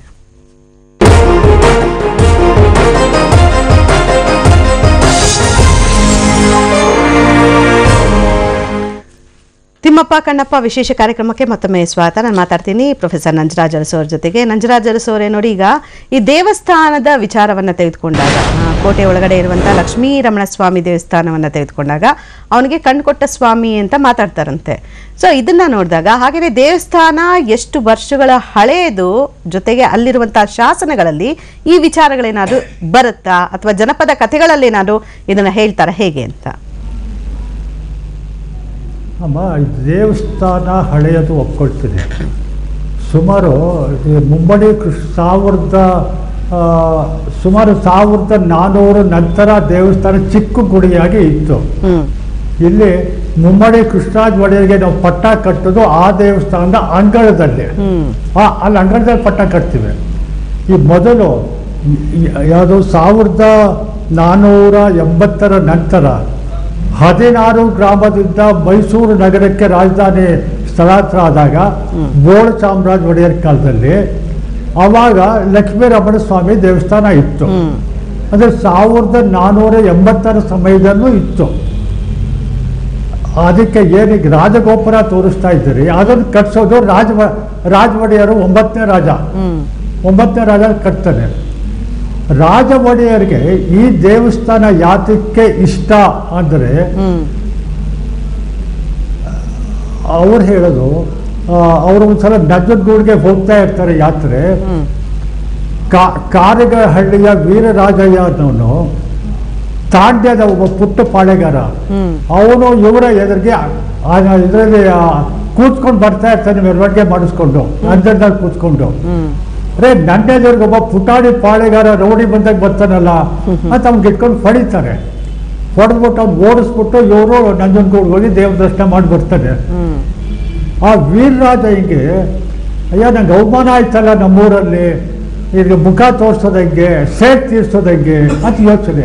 ಅವ್ರಿಗೆ ಇವ್ರ ಮೇಲೆ ಕಾಳ್ಗ ಮಾಡುವಷ್ಟು ತಾಕತ್ತಿಲ್ಲ ಅವನಿಗೆ. ಅವನೇನ್ ಮಾಡ್ತಾನೆ, ಇವರು ಲಕ್ಷ್ಮೀರಮಣ ಸ್ವಾಮಿ ದೇವಸ್ಥಾನಕ್ಕೆ ಬರ್ತಾ ಇರ್ತಾರೆ ದಿನ ಬೆಳಿಗ್ಗೆ ಅಂತ ಹೇಳಿ ಅಲ್ಲಿ ಅವನೊಂದು ಪ್ಲಾನ್ ಮಾಡ್ತಾನೆ. ಅಲ್ಲಿ ಅರ್ಚಕ ಶ್ರೀನಿವಾಸಯ್ಯ ಅನ್ನೋನಿಗೆ ಅವನು ಬುಕ್ ಮಾಡಿಬಿಟ್ಟು ಅವ್ರಿಗೆ ಹೇಗೆ ಮಾಡ್ದಾಗ ಗೊತ್ತಿಲ್ಲ, ತೀರ್ಥದಲ್ಲಿ ವಿಷ ಹಾಕಿ ಕೊಟ್ಟು ಕೊಂದಾಕಯ್ಯ ಅಂತ ಹೇಳ್ತಾನೆ ಅವನಿಗೆ. ಅವನು ಆ ರೀತಿ ಒಪ್ಕೊಳ್ತಾನೆ. ಇವರು ಒಂದ್ಸಲ ದೇವಸ್ಥಾನಕ್ಕೆ ಬೆಳಿಗ್ಗೆ ಬಂದಾಗ ಅವನು ಮಂಗಳಾರತಿ ಎಲ್ಲ ಮಾಡಿ ತೀರ್ಥ ಕೊಡಕ್ಕೆ ಬಂದಾಗ ಅವನ ಕೈ ನಡುತ್ತಾ ಇರುತ್ತೆ, ಅವನು ಬೆವ್ತೋಗಿರ್ತಾನಂತೆ. ಇವ್ರು ಇದ್ಯಾಕಯ್ಯ ಗಾಬರಿ ಆಗಿದ್ದೆ, ಬೆವ್ತೋಗಿದೆ, ಕೈ ನಡೀತಿದೆ, ಏನಯ್ಯ? ಅವನು ಹೇಳಕ್ಕಾಗಲ್ಲ. ನಿನಗೆ ಪ್ರಾಣ ಭಿಕ್ಷೆಯನ್ನು ಕೊಡ್ತೀನಿ, ಹೇಳೋ ನಿಜ ಸಂಗತಿ ಏನು? ಅವಾಗ ಅವ್ನು ಎಲ್ಲಾನು ಹೇಳ್ತಾನೆ. ಅವನು ಈ ಥರ ಅವ್ನು ಹೇಳೋದು, ವಿಷ ಹಾಕ್ಬಿಟ್ಟಿದ್ದೀನಿ ನಾನು ತೀರ್ಥದಲ್ಲಿ. ಅಷ್ಟೇ ತಾನೇ ಅಯ್ಯ, ಇವಾಗ ನೀನು ನನಗೆ ವಿಷ ಅಂತ ಕೊಡ್ತಾ ಇದ್ದೀಯೋ ದೇವರ ತೀರ್ಥ ಅಂತ ಕೊಡ್ತಾ ಇದ್ದೀಯೋ? ಅವರು ತೀರ್ಥ ಅಂತ ಕೊಡ್ತಿದ್ದೀನಿ ಸ್ವಾಮಿ. ಆಯ್ತು, ಅದು ಕೊಡು ಹಾಗಾದ್ರೆ ತೀರ್ಥನ. ಅವನು ತೀರ್ಥ ಕೈಗೆ ಹಾಕ್ತಾನೆ, ವಿಷ ಅಂಗೈನಲ್ಲಿ ಉಳ್ಕೊಳ್ಳುತ್ತೆ, ತೀರ್ಥವನ್ನು ಸ್ವೀಕಾರ ಮಾಡ್ತಾರಂತೆ. ಈ ಘಟನೆ ಆ ದೇವಸ್ಥಾನದಲ್ಲಿ ಇದಾದ್ಮೇಲೆ ಅವರು ಇದಕ್ಕೆ ಗೋಪುರ ಎಲ್ಲ ಕಟ್ತಾರೆ. ಇದೇ ಲಕ್ಷ್ಮೀರಮಣ ಸ್ವಾಮಿ ದೇವಸ್ಥಾನಕ್ಕೆ ತಿರುಪತಿ ತಿಮ್ಮಪ್ಪ ರಾಜ ಒಡೆಯರಿಗೆ ಹೇಳ್ದ ಅಂತ. ಇದು ಬರ್ದಿರೋರು ಯಾರು?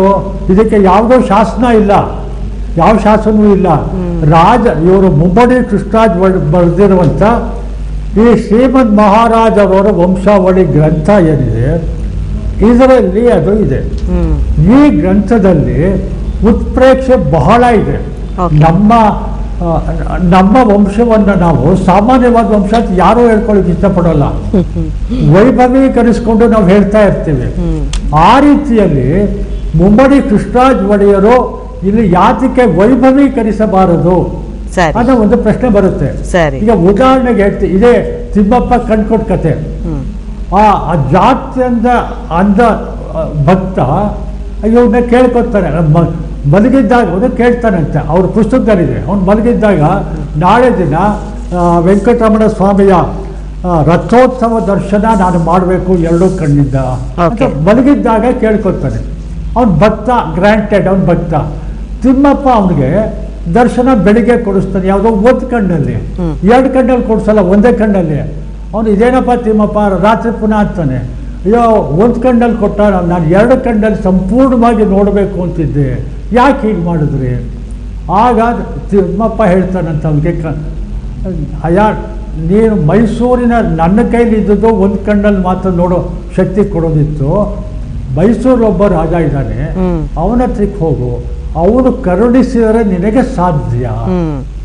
ಆಗ ಅವ್ನು ಮೈಸೂರು ಬಂದು ರಾಜ ಒಡೆಯನ್ನ ಹಿಡ್ಕೊಳ್ತಾನೆ.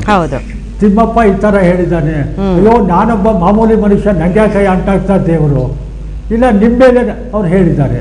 ಆಯ್ತಪ್ಪ, ದೈವ ನಿಯಾಮಕ ಏನಿದೆ ಗೊತ್ತಿಲ್ಲ, ನಾಳೆ ಬೆಳಿಗ್ಗೆ ನಾನು ಪೂಜೆಗೆ ಹೋಗ್ತೀನಿ, ಬಾ, ದೈವ ಕೃಪೆ ಇದ್ದರೆ ನೀನು ಎರಡು ಕಣ್ಣಲ್ಲೂ ನೋಡಬಹುದು. ದೈವ ಕೃಪೆ ಇತ್ತು, ಅವನು ಬೆಳಿಗ್ಗೆ ಪೂಜೆಗೆ ಹೋಗ್ತಾನೆ, ನೋಡ್ತಾನೆ, ಎರಡೂ ಕಣ್ಣಲ್ಲಿ ಬಂತು. ಒಂದು ಕಣ್ಣಲ್ಲಿ ನೋಡುವಂಥ ಶಕ್ತಿಯನ್ನು ಕೊಟ್ಟ ತಿಮ್ಮಪ್ಪಗೆ ಎರಡು ಕಣ್ಣಲ್ಲಿ ನೋಡಕ್ಕೆ ಯಾಕೆ ಕೊಡೋಕ್ಕಾಗಲಿಲ್ಲ? ಈ ಪ್ರಶ್ನೆ ಬಂದಾಗ ನನಗೇನು ಅನಿಸುತ್ತೆ ಅಂದರೆ, ಮುಮ್ಮಡಿ ಕೃಷ್ಣರಾಜ ಒಡೆಯರು ತಮ್ಮ ವಂಶದ ಹಿರಿಯರನ್ನ ವೈಭವೀಕರಿಸಿ ಹೇಳೋದಕ್ಕೆ ಇದನ್ನ ಬರ್ದಿರಬಹುದು. ಇದಕ್ಕೆ ಎಲ್ಲೂ ಆಧಾರ ಇಲ್ಲ ಅಥವಾ ಶಾಸನ ಇಲ್ಲ. ಜಾನಪದದಲ್ಲಿ ಬರುತ್ತೆ, ಒಂದ್ಸಲ ಕತೆ ಕಟ್ಬಿಟ್ರೆ ಜಾನಪದ ಹೋಗ್ತಾ ಇರುತ್ತದು, ರೆಕ್ಕೆ ಪುಕ್ಕ ಬೆಳ್ಕೊಂಡು ಹೋಗುತ್ತದು. ಯಾಕಂದ್ರೆ ಈ ಪುಸ್ತಕ ಇದೆಯಲ್ಲ, ಇದು ಮುಮ್ಮಡಿಯವರೇ ಮಾಡಿದ್ದು. ಇಲ್ಲಿ ಒಂದು ಕೊನೆ ಪ್ರಶ್ನೆ ಕೇಳ್ತೀನಿ.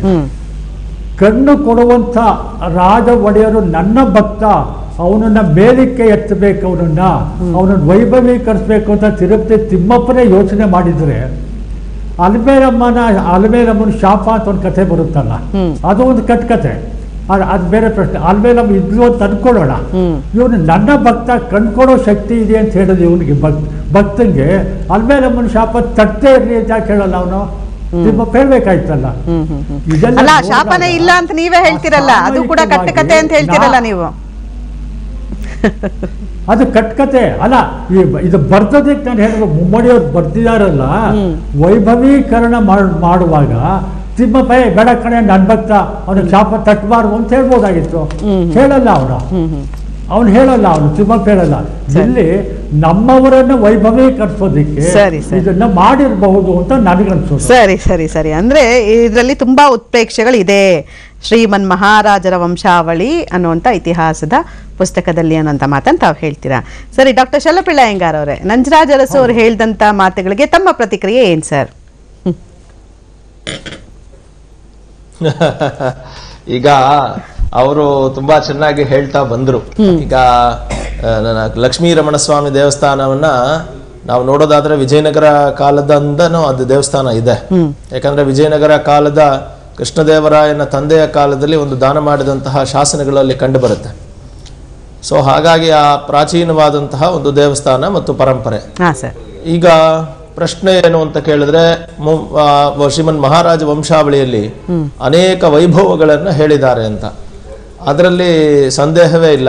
ಯಾಕೆಂದ್ರೆ ಒಂದು ಆಸ್ಥಾನದ ಕವಿಗಳು ಬರೆಯುವಂತಹ ಒಂದು ಸಾಧಾರಣ ಸಾಹಿತ್ಯ ಕೃತಿಗಳಲ್ಲಿ ಇತಿಹಾಸಕ್ಕಿಂತ ಹೆಚ್ಚಾಗಿ ಜನಮಾನಸರನ್ನ ಗೆಲ್ಲುವಂತಹ ವಿಚಾರಗಳೇ ಜಾಸ್ತಿ ಇರ್ತವೆ, ಅದರಲ್ಲಿ ಡೌಟ್ ಇಲ್ಲ. ಆದ್ರೆ ಇತಿಹಾಸದ ಎಳೆಗಳನ್ನ ಬಿಟ್ಟು ಸಾಹಿತ್ಯ ಕೃತಿಗಳನ್ನ ರಚನೆ ಮಾಡೋದಕ್ಕಾಗೋದಿಲ್ಲ.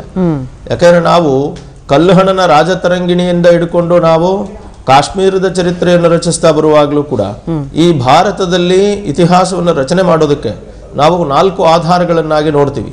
ಅದರಲ್ಲಿ ಮೊದಲನೇದು ಶಾಸನಾಧಾರಗಳನ್ನು ನೋಡಿದ್ರೂ ಕೂಡ ಅದರ ಜೊತೆಗೆ ಸ್ಮಾರಕದ ಆಧಾರಗಳು, ನಾಣ್ಯಗಳನ್ನ ಆಧಾರಗಳು, ಹಾಗೆ ಸಾಹಿತ್ಯ ಕೃತಿಗಳನ್ನು ಆಧಾರಗಳಾಗಿ ತಗೊಂಡು ಕೆಲವೊಮ್ಮೆ ವಿದೇಶಿ ಬರವಣಿಗೆಗಳನ್ನು ಕೂಡ ಆಧಾರವಾಗಿ ತಗೊಳ್ತೀವಿ. ಸೊ ಒಂದು ಕಥೆಯನ್ನ ಅಥವಾ ಒಂದು ಘಟನೆಯನ್ನ ಅದು ಐತಿಹಾಸಿಕ ಅಂತ ನಂಬಬೇಕಾದ್ರೆ ನಾವು ಎಲ್ಲ ಆಂಗಲ್ ಇಂದ ನೋಡಿರ್ತೀವಿ. ಸೊ ಕೆಲವು ಧಾರ್ಮಿಕ ವಿಚಾರಗಳನ್ನ ಇದು ಭಾವನೆಗಳಿಗೆ ಸಂಬಂಧಪಟ್ಟಿದ್ದೇ ಹೊರತು ಐತಿಹಾಸಿಕ ಘಟನೆಗಳಲ್ಲ. ಈಗ ನಾನು ಏನ್ ಹೇಳ್ತೀನಿ, ಮೇಲುಕೋಟೆ ಚಲುವನಾರಾಯಣ ಸ್ವಾಮಿಗೆ ರಾಜಮುಡಿ ಕಿರೀಟವನ್ನ ರಾಜ ಒಡೆಯರವರು ಕೊಟ್ಟರು, ಇದು ದಾಖಲೆ, ಇದು ಇತಿಹಾಸ. ಮುಡಿನೂ ಇದೆ, ಅದರ ಮೇಲೆ ಏನು ಶಾಸನಗಳೂ ಇದೆ, ಅದರಲ್ಲಿ ಶಾಸನಗಳಲ್ಲೂ ಬರೆದಿದ್ದಾರೆ, ರೆಕಾರ್ಡ್ ಅಲ್ಲೂ ಇದೆ. ಸೊ ಇದು ಐತಿಹಾಸಿಕ ಘಟನೆ. ಈಗ ಚಿಕ್ಕದೇವರಾಜ ಒಡೆಯರವರ ಮಗ ಕಂಠೀರವ ನರಸರಾಜ ಒಡೆಯರ್ ಮೂಕ ಒಡೆಯರ್ ಅಂತ ಅವರು ಮಾತಾಡಕ್ ಬರ್ತಾ ಇರಲಿಲ್ಲ. ಅವರಿಗೆ ಚಾಮರಾಜನಗರದಿಂದ ಕರೆಸಿದಂತಹ ಒಬ್ಬ ವ್ಯಕ್ತಿ ಸೂರ್ಯನ ಉಪಾಸನೆಯನ್ನ ಮಾಡಿ ಅದರಿಂದ ಅವನಿಗೆ ಮಾತನಾಡುವ ಶಕ್ತಿಯನ್ನು ಕೊಟ್ಟ ಅಂತ ಬರೆದಿದ್ದಾರೆ. ಶ್ರೀಮನ್ ಮಹಾರಾಜ ವಂಶಾವಳಿಲೇ ಇದೆ. ಆದ್ರೆ ಇದನ್ನ ಮಾತು ಬರ್ಸಿದನ ಇಲ್ವಾ ಅಂತ ಕೇಳಿದ್ರೆ ನಾವು ಅದನ್ನ ಬೇರೆ ಆಧಾರಗಳಿಂದ, ಅಂದ್ರೆ ನಾಣ್ಯಗಳಿಂದ, ಶಾಸನಗಳಿಂದ, ಸ್ಮಾರಕಗಳಿಂದ, ವಿದೇಶಿ ಬರವಣಿಗೆಗಳಿಂದ ಅಥವಾ ಬೇರೆ ಯಾವುದೋ ಸಾಹಿತ್ಯ ಕೃತಿಗಳಿಂದ ಇದು ಇದಮಿತ್ತಂ ಅಂತ ನಿರ್ಧಾರ ಮಾಡೋದಕ್ಕೆ ಆಗೋದಿಲ್ಲ. ಸೊ ಹಾಗಾಗಿ ಆದ್ರೆ ನಮ್ಮ ಭಾರತೀಯ ಪುರಾಣಗಳಲ್ಲಿ ನೋಡ್ಕೊಂಡು ಬಂದ್ರೆ ಇಂತಹ ಅನೇಕ ಘಟನೆಗಳು ಇದಾವೆ. ಉದಾಹರಣೆಗೆ ತಾವೇ ಹೇಳ್ತಾ ಇದ್ರಿ, ಮೇಲುಕೋಟೆ ಅಥವಾ ಕರ್ನಾಟಕ ಮೈಸೂರು ಸಾಮ್ರಾಜ್ಯಕ್ಕೂ ತಿರುಪತಿಗೂ ಇರುವ ಸಂಬಂಧಗಳು 1000 ಇದೆ, ಒಂದೆರಡಲ್ಲ. ಈಗ ನಮ್ಮ ಇವರು ಆರ್ ನಾಗರಾಜಾಚಾರ್ಯರು ಅನೇಕ ವಿಚಾರಗಳನ್ನು ಹೇಳಿದ್ರು. ಇನ್ನು 2 ವಿಚಾರಗಳನ್ನು ತಮಗೆ ಮೆನ್ಷನ್ ಅತ್ಯಂತ ಕುತೂಹಲಕರವಾದದ್ದು. ಎರಡು ಘಟನೆಗಳ ಬಗ್ಗೆ ತಮ್ಮ ಹತ್ರ ಚರ್ಚೆ ಮಾಡ್ತೀನಿ ಸರ್. ಒಟ್ಟು ಏನಂದ್ರೆ ಧಾರ್ಮಿಕ ವಿಚಾರಗಳು ಅನ್ನುವಂಥದ್ದು ಭಾವನೆಗಳಿಗೆ ಸಂಬಂಧಪಟ್ಟಿದ್ದು ಅನ್ನುವಂಥ ವಿಚಾರವನ್ನ ಡಾಕ್ಟರ್ ಶಲ್ಲಪಿಳ್ಳ ಅಯ್ಯಂಗಾರ್ ಅವರು ಹೇಳ್ತಾರೆ. ಮತ್ತಷ್ಟು ನಾನು ಚರ್ಚೆಯನ್ನ ಮಾಡ್ತೀನಿ ಒಂದು ಚಿಕ್ಕ ಬ್ರೇಕ್ ಆದ್ಮೇಲೆ.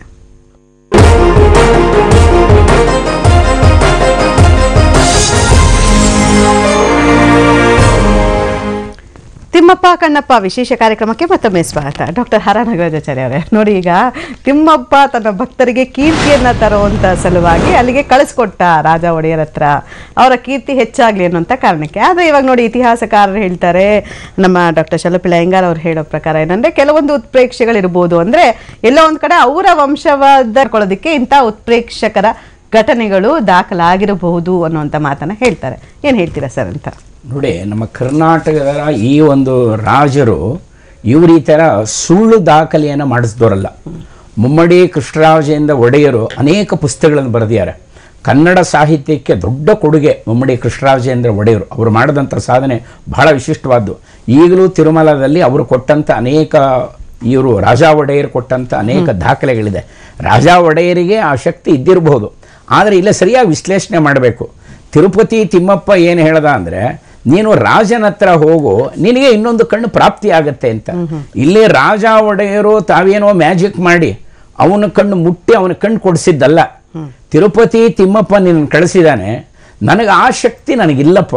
ಆದರೆ ಈ ಲಕ್ಷ್ಮೀನಾರಾಯಣನ ತಿಮ್ಮಪ್ಪ ಅಂತ ಭಾವಿಸಿ ನೀನು ನೋಡು, ಅದು ಒಂದೇ ಇದು ಒಂದೇ ಅಂತ ಅವ್ರು ಏನು ಭಾವ ಹೇಳಿದ್ರಲ್ಲ, ಇದು ಮುಖ್ಯ. ನೀನು ಕಣ್ಬಿಟ್ಟು ನೋಡು ಲಕ್ಷ್ಮೀನಾರಾಯಣನ ಈ ಒಂದು ಮಂಗಳಾರತಿ ಸಮಯದಲ್ಲಿ ಆ ಭವ್ಯ ಮೂರ್ತಿಯನ್ನು ಕಣ್ಣಾರೆ ನೋಡು. ನೀನು ಮನಸ್ಸಿನಲ್ಲಿ 2 ಕಣ್ಣು ನನಗೆ ದೃಷ್ಟಿ ಬರುತ್ತೆ ಅಂತ ಆ ಸ್ವಾಮಿಯನ್ನು ಕಣ್ಣಾರೆ ಕಾಣ್ತೀನಿ ಅಂತ ಆ ದೃಷ್ಟಿಕೋನದಲ್ಲಿ ನೋಡು ಅಂತ ಮಾರ್ಗದರ್ಶನ ಕೊಟ್ಟರು ಹೊರತು ಕೂತ್ಕೊ ನಾನೇ ಕೊಡ್ತೀನಿ ಅಂತ ಹೀಗೆಲ್ಲ ಮಾಡಿದ್ದಲ್ಲ. ನೋಡಿ ತಿಮ್ಮಪ್ಪನೂ ಒಂದೇ ನೀನು ಒಂದೇ ನೋಡು ಅಂತ ಹೇಳಿ ನಿನ್ನಲ್ಲಿ ಆ ಭಗವಂತ ಇಲ್ಲಿ ತನಕ ಕಳಿಸಿರ್ಬೇಕಾರೆ ಅವನದೇನೋ ವಿಶೇಷವಾಗಿದೆ. ಇದನ್ನ ನಾವು ಸ್ವತಃ ಅದಕ್ಕಾಗಿ ಮುಮ್ಮಡಿ ಕೃಷ್ಣರಾಜೇಂದ್ರ ಒಡೆಯರ್ ಬಗ್ಗೆ ಅವರು ಬರೆದಂತ ದಾಖಲೆಗಳು, ಹಿಂದಿನ ರಾಜರು ತಮ್ಮ ಒಂದು ಕೀರ್ತಿ ಹೆಚ್ಚೆಚ್ಚು ಬೆಳೆಯಲಿ ಅಂತ ಸುಳ್ಳು ದಾಖಲೆಯನ್ನೆಲ್ಲ ಮಾಡಲ್ಲ, ಪ್ರೇಕ್ಷೆ ಅಂತ ನಾವು ಭಾವಿಸಬೇಕಾಗಿಲ್ಲ. ಇದು ನಡೆದ ಘಟನೆಯೇ. ಮಹಾಭಾರತದಲ್ಲಿ ಸ್ವತಃ ಉದ್ಯೋಗ ಪರ್ವದಲ್ಲಿ ಸ್ವತಃ ಧೃತರಾಷ್ಟ್ರ ಕೇಳ್ಕೋತಾನೆ, ಕೃಷ್ಣನಪ್ಪ ಎಲ್ಲರೂ ನಿನ್ನ ದರ್ಶನ ಮಾಡ್ತಾ ಇದ್ದಾರೆ, ನಿನ್ನ ದಿವ್ಯ ರೂಪ ದರ್ಶನ ಮಾಡ್ತಾ ಇದ್ದಾರೆ, ನನಗೂ ನಿನ್ನ ದರ್ಶನ ಕೊಡು ಸ್ವಾಮಿ, ನಂಗೆ ಇನ್ನೇನು ಬೇಡ, ನಾನು ಯಾರನ್ನು ನೋಡಬೇಕು ಅಂತ ಆಸೆ ಇಲ್ಲ, ನಿನ್ನನ್ನು ನೋಡುವಂತ ಅವಕಾಶ ಕೊಡುವಂದಾಗ ಕೃಷ್ಣ ಅವನಿಗೂ ಕರುಣಿಸ್ತಾನೆ.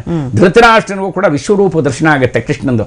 ಆಮೇಲೆ ಧೃತರಾಷ್ಟ್ರನಿಗೆ ತಿರ್ಗಾ ದೃಷ್ಟಿ ಹೊರಟೋಗುತ್ತೆ. ಹೀಗೆ ಭಗವಂತ ತಾನು ಒಂದು ಈ ರೀತಿಯೆಲ್ಲ ಕಾರ್ಯ ಮಾಡ್ತಾನೆ. ಅದನ್ನೇ ಪುರಂದರದಾಸರು ದಾಖಲೆ ಮಾಡಿ ತಿಳಿಯೋದು ನಿನ್ನಾಟ ತಿರುಪತಿ ವೆಂಕಟರಮಣ ಅಂತ ಕೃತಿಯನ್ನೇ ಮಾಡಿದ್ದಾರೆ.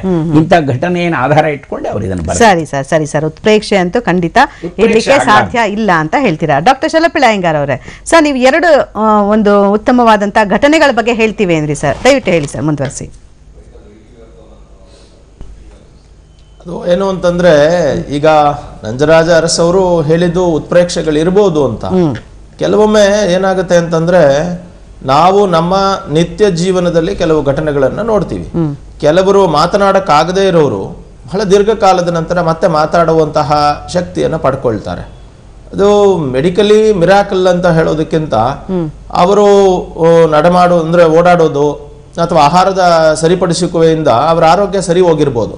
ಈಗ ತಿರುಪತಿನಲ್ಲಿ ಕಣ್ಣು ಕಾಣದೇ ಇರುವಂತಹ ವ್ಯಕ್ತಿ ಅಲ್ಲಿಂದ ಇಲ್ಲಿಗೆ ನಡ್ಕೊಂಡು ಬಂದಾಗ ಅವನ ಆರೋಗ್ಯ ಉತ್ತಮವಾಗಿ ಕಣ್ಣು ಕಾಣುವ ಶಕ್ತಿ ಬಂದಿರ್ಬೋದು. ಯಾಕೆಂದ್ರೆ ಒಂದು ಸಾಧಾರಣವಾದ ಗ್ರಹಿಕೆ ಏನು ಅಂತಂದ್ರೆ, ಕೆಲವೊಮ್ಮೆ ಅತ್ಯಂತ ಹೆಚ್ಚು ರಕ್ತದ ಅಂಶ ಜಾಸ್ತಿ ಆದಾಗ ಕಣ್ಣು ಮಂಜಾಗುವಂತಹ ವ್ಯಕ್ತಿಗಳು ಆ ರೋಗ ಕಡಿಮೆ ಆದಾಗ ಕಣ್ಣು ಕಾಣುವ ಶಕ್ತಿ ಬರುತ್ತೆ. ಆ ದೇವರೇ ಅವನಿಗೆ ಹೇಳಿ ನೀನು ಇಲ್ಲಿಂದ ಮೈಸೂರಿಗೆ ಹೋಗು, ನಿನಗೆ ಒಳ್ಳೇದಾಗತ್ತೆ ಅಂತ ಹೇಳಿರ್ಬೋದು. ಅವನ ಮನಸ್ಸಿನಲ್ಲಿ ಅವನು ಬಂದಿರ್ಬೋದು, ಇಲ್ಲಿ ಒಳ್ಳೇದಾಗಿರ್ಬೋದು. ಇದೆಲ್ಲ ನಾವು ಯಾವುದನ್ನು ಇದು ಸುಳ್ಳು ಅಂತಾನೋ ಅಥವಾ ಇದು ನಿಜ ಅಂತಾನೋ ನಿರ್ಧಾರ ಮಾಡೋದಕ್ಕೆ ಎರಡೂ ತಪ್ಪಾಗುತ್ತೆ. ಆದ್ರೆ ನಾವು ದಾಖಲೆಗಳಲ್ಲಿ ಇರುವುದರಿಂದ ಅದು ಅವರ ಅನುಭವಕ್ಕೆ ಬಂದಂತಹದ್ದು, ಯಾರು ಮುಮ್ಮಡಿ ಕೃಷ್ಣರಾಜ ಒಡೆಯರ್ ಅನುಭವಕ್ಕೆ ಬಂದಂತಹದ್ದು. ಇನ್ನೊಂದು ವಿಚಾರ ಹೇಳಬೇಕು, ಮುಮ್ಮಡಿ ಕೃಷ್ಣರಾಜ ಒಡೆಯರ್ ಅವರು ತಾವು ಶ್ರೀಮನ್ ಮಹಾರಾಜ ವಂಶಾವಳಿಯನ್ನು ಬರೆಸಿದ್ದು ತಮ್ಮ ಅರಮನೆಯಲ್ಲಿ ದಾಖಲೆಗಳು ಹಿಂದೆ ಲಭ್ಯವಿದ್ದಂತಹ ದಾಖಲೆಗಳ ಮೇಲೆ. ಆದ್ರೆ ಆ ದಾಖಲೆಗಳು ಬಹಳಷ್ಟು ನಾಶವಾಗಿದೆ ಅರಮನೆಯಲ್ಲಿ. ಇನ್ನು 2 ಘಟನೆಗಳನ್ನು ನಾವು ಹೇಳಲೇಬೇಕು. ಒಂದು ಅನಂತಾಚಾರ್ಯ ಅಂತ ಹೇಳಿ, ಅನಂದಾಳ್ವಾರ್ ಅಂತ, ಇವತ್ತು ತಿರುಪತಿ ಏನಿದೆ ಆ ಸುತ್ತಮುತ್ತಲಿನ ಪ್ರಾಕಾರ ಮತ್ತು ಹೂವಿನ ತೋಟಗಳು ಮತ್ತು ಅಲ್ಲಿನ ಪೂಜಾ ಕೈಂಕರ್ಯಗಳನ್ನು ಮಾಡಿಸಿದ್ದು ಅನಂತಾಳ್ವಾರ್ ಅಂತ ಅಥವಾ ಅನಂತಾಚಾರ್ಯ ಅಂತ. ಈ ಅನಂತಾಚಾರ್ಯರು ಮೈಸೂರು ಶ್ರೀರಂಗಪಟ್ಟಣದ ಬಳಿ ಇರುವ ಕಿರಂಗೂರಿನಲ್ಲಿ ಹುಟ್ಟಿದವರು. ಅವರು ರಾಮಾನುಜರ ನಿರ್ದೇಶನದ ಮೇರೆಗೆ ದೇವಾಲಯವನ್ನ ಫುಲ್ಲು, ಇದು ಇತಿಹಾಸದಲ್ಲಿ ದಾಖಲಾಗಿರುವ ಅಂಶ, ಇದು ಕಥೆಗಳಲ್ಲ. ಅನಂತಾಚಾರ್ಯರು ಹೋಗಿ ತಿರುಪತಿ ದೇವಾಲಯವನ್ನು ಅಭಿವೃದ್ಧಿಪಡಿಸಿದ್ರು. ಇವತ್ತು ಕೂಡ ಅನಂತಾಚಾರ್ಯರ ಚರಿತ್ರೆಗಳು ಶಾಸನಗಳಲ್ಲಿ ಕಂಡು ಬರ್ತದೆ ತಿರುಪತಿನಲ್ಲಿ. ಹಾಗಾಗಿ ಒಬ್ಬ ಕರ್ನಾಟಕದ, ಅದು ಮೈಸೂರಿನ ಒಬ್ಬ ವ್ಯಕ್ತಿಯೇ ಇಲ್ಲಿಂದ ಹೋಗಿ ಆ ದೇವಾಲಯವನ್ನು ಅಭಿವೃದ್ಧಿಪಡಿಸಿದ್ರು ಅನ್ನೋದ್ರಲ್ಲಿ 2ನೇ ಮಾತಿಲ್ಲ. ಇನ್ನು 2ನೇದು, ಒಂದು ಸಲ ಅನಂತಾಚಾರ್ಯರು ವಾಪಸ್ ಮೈಸೂರು ಸಂಸ್ಥಾನಕ್ಕೆ ಬಂದಿರ್ತಾರೆ. ಅಂದ್ರೆ ಅವಾಗ ಮೈಸೂರು ಅಂತ ಇರಲಿಲ್ಲ, ಹೊಯ್ಸಳ ನಾಡು ಅಂತ ಕರಿತಿದ್ರು. ಇಲ್ಲಿಗೆ ಬಂದಿದ್ರು. ಅವರು ಏಕಾದಶಿ ದಿನ ಹೂವನ್ನ ಕೊಡಲೇಬೇಕು ತಿರುಪತಿ ವೆಂಕಟೇಶ್ವರನಿಗೆ. ಆದ್ರೆ ಒಂದು ಬಾರಿ ಏಕಾದಶಿ ಬಂದ್ಬಿಡ್ತು, ಅವರು ಹೋಗೋದಕ್ಕಾಗ್ಲಿಲ್ಲ ತಿರುಪತಿಗೆ. ಆಗ ಬಹಳ ತುಂಬಾ ದುಃಖ ಪಟ್ಕೊಂಡು ಅನಂತಾಚಾರ್ಯರು, ಅಯ್ಯೋ ವೆಂಕಟೇಶ್ವರ, ನಾನಿನ್ನ ನೋಡಕ್ ಆಗೋದಿಲ್ವಲ್ಲಪ್ಪ, ಏಕಾದಶಿಯ ಸೇವೆ ಹೊರಟೋಗುತ್ತಲ್ಲ ಅಂತ ಬಹಳ ಅತ್ತಾಗ ಆ ಬಹಳ ದುಃಖ ಪಟ್ಕೊಂಡಂತಹ ಅನಂತಾಚಾರ್ಯನಿಗೆ ತಿರುಪತಿಯ ವೆಂಕಟೇಶ ಪ್ರತ್ಯಕ್ಷ ಆಗಿ, ನಿನಗೆ ಯಾಕೆ ಯೋಚನೆ ಮಾಡ್ತೀಯಾ, ಮೇಲುಕೋಟೆಯಲ್ಲಿರುವ ಚಲುವನಾರಾಯಣನೇ ನಾನು, ನಿನಗೆ ವೆಂಕಟೇಶ್ವರನಾಗಿ ಅವತಾರ ಕೊಡ್ತೀನಿ ಎಂದ್ರು. ಪ್ರತಿ ಏಕಾದಶಿಯ ದಿನ ಚಲುವನಾರಾಯಣನಿಗೆ ವೆಂಕಟರಮಣನ ಅವತಾರವನ್ನು ಮಾಡಲಾಗುತ್ತೆ. ಸಾಕ್ಷಾತ್ ವೆಂಕಟರಮಣ ಹೆಂಗಿದಾನೋ ಚಲುವನಾರಾಯಣ ಹಾಗಾಗ್ತಾನೆ.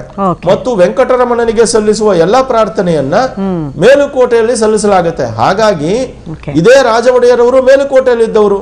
ಸೊ ಹೀಗಾಗಿ ಈ ಮೈಸೂರು ಅರಸರಿಗೂ ಈ ತಿರುಪತಿಯ ವೆಂಕಟರಮಣನ ದೇವಾಲಯಕ್ಕೂ ಅವಿನಾಭಾವ ಸಂಬಂಧ 1000 ವರ್ಷದಿಂದ ಇದೆ ಅನ್ನೋದು ಯಾವುದೇ ಏನು ಸಂದೇಹವಿಲ್ಲದ ಇತಿಹಾಸದ ದಾಖಲೆಗಳಿಂದ ಪ್ರೂವ್ ಆಗುತ್ತೆ.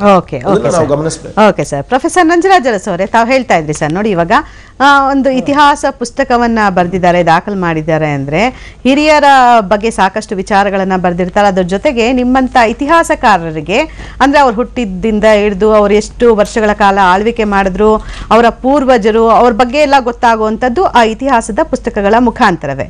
ಆದ್ರೆ ಇಂಥ ಘಟನೆಗಳು ಯಾಕೆ ಉತ್ಪ್ರೇಕ್ಷೆ ಅನ್ನಿಸ್ಬಿಡುತ್ತೆ ಅಂತ ಸರ್?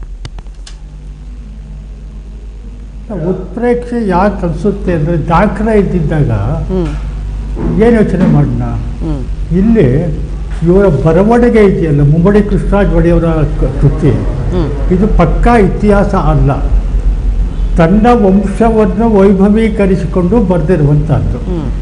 ಇಲ್ಲಿ ರಾಜ ಒಡೆಯವರ ಬಗ್ಗೆ ಅಪಾರವಾದ ಪ್ರೇಮ ಗೌರವ ಯಾಕಿದೆ ಅಂದರೆ ಮೂಲತಃ ಸಾಮಾನ್ಯವಾದ 32-38 ಹಳ್ಳಿಗಳ ಪಾಳೆಗಾರರಾಗಿದ್ದ ಯದುವಂಶವನ್ನು ಒಂದು ರಾಜತ್ವದ ಮಟ್ಟಕ್ಕೆ ಕರ್ಕೊಂಡು ಹೋದದ್ದು ರಾಜ ಒಡೆಯರು. ವಿಜಯನಗರದ ಬಳುವಳಿಯಾಗಿ ಬಂದಂಥ ಸಿಂಹಾಸನ, ರತ್ನ ಸಿಂಹಾಸನ ಅಂತ ಹೇಳ್ತೀವಿ, ಇವತ್ತಿನ ಸಿಂಹಾಸನ ಅಲ್ಲ, ಅದು ಮಾಮೂಲಿ ಒಂದು ಆಸನ. ಅದು ಧರ್ಮರಾಯ ಕೂತಿದ್ದ ಅಂತಾರೆ, ಅವನು ಮೊಮ್ಮಗ ಕೂತಿದ್ದ, ಅಲ್ಲಿಂದ ಬಂತು. ಸುಮಾರು 4700 ಚಿಲ್ಲರೆ ವರ್ಷಗಳ ಇತಿಹಾಸವನ್ನ ಹೇಳ್ಕೊಂಡ್ ಬರ್ತಾರೆ. ಯಾರೋ ಮುಮ್ಮಡಿಯವರೇ ಹೇಳ್ತಾರೆ ಅದನ್ನ, ಇನ್ನೊಬ್ಬರಿಗೆ ಹೇಳಿಸ್ತಾರೆ ಅದನ್ನ. ಇಲ್ಲಿ ಶ್ರೀರಂಗಪಟ್ಟಣಕ್ಕೆ ಇವನು ಸ್ಥಳಾಂತರ ಆದಾಗ ರಾಜಧಾನಿಯನ್ನ, ರಾಜ ಒಡೆಯರು ಪಾಳೆಗಾರಿಕೆಯಿಂದ ರಾಜ ಆಗ್ತಾರೆ. ವಿಜಯನಗರದ ಬಳುವಳಿ ಅಥವಾ ಧರ್ಮರಾಯನ ಬಳುವಳಿ ಅಲ್ಲಿಂದ ಬಂದಂಥ ಸಿಂಹಾಸನಕ್ಕೆ ಒಡೆಯ ಆಗ್ತಾನೆ.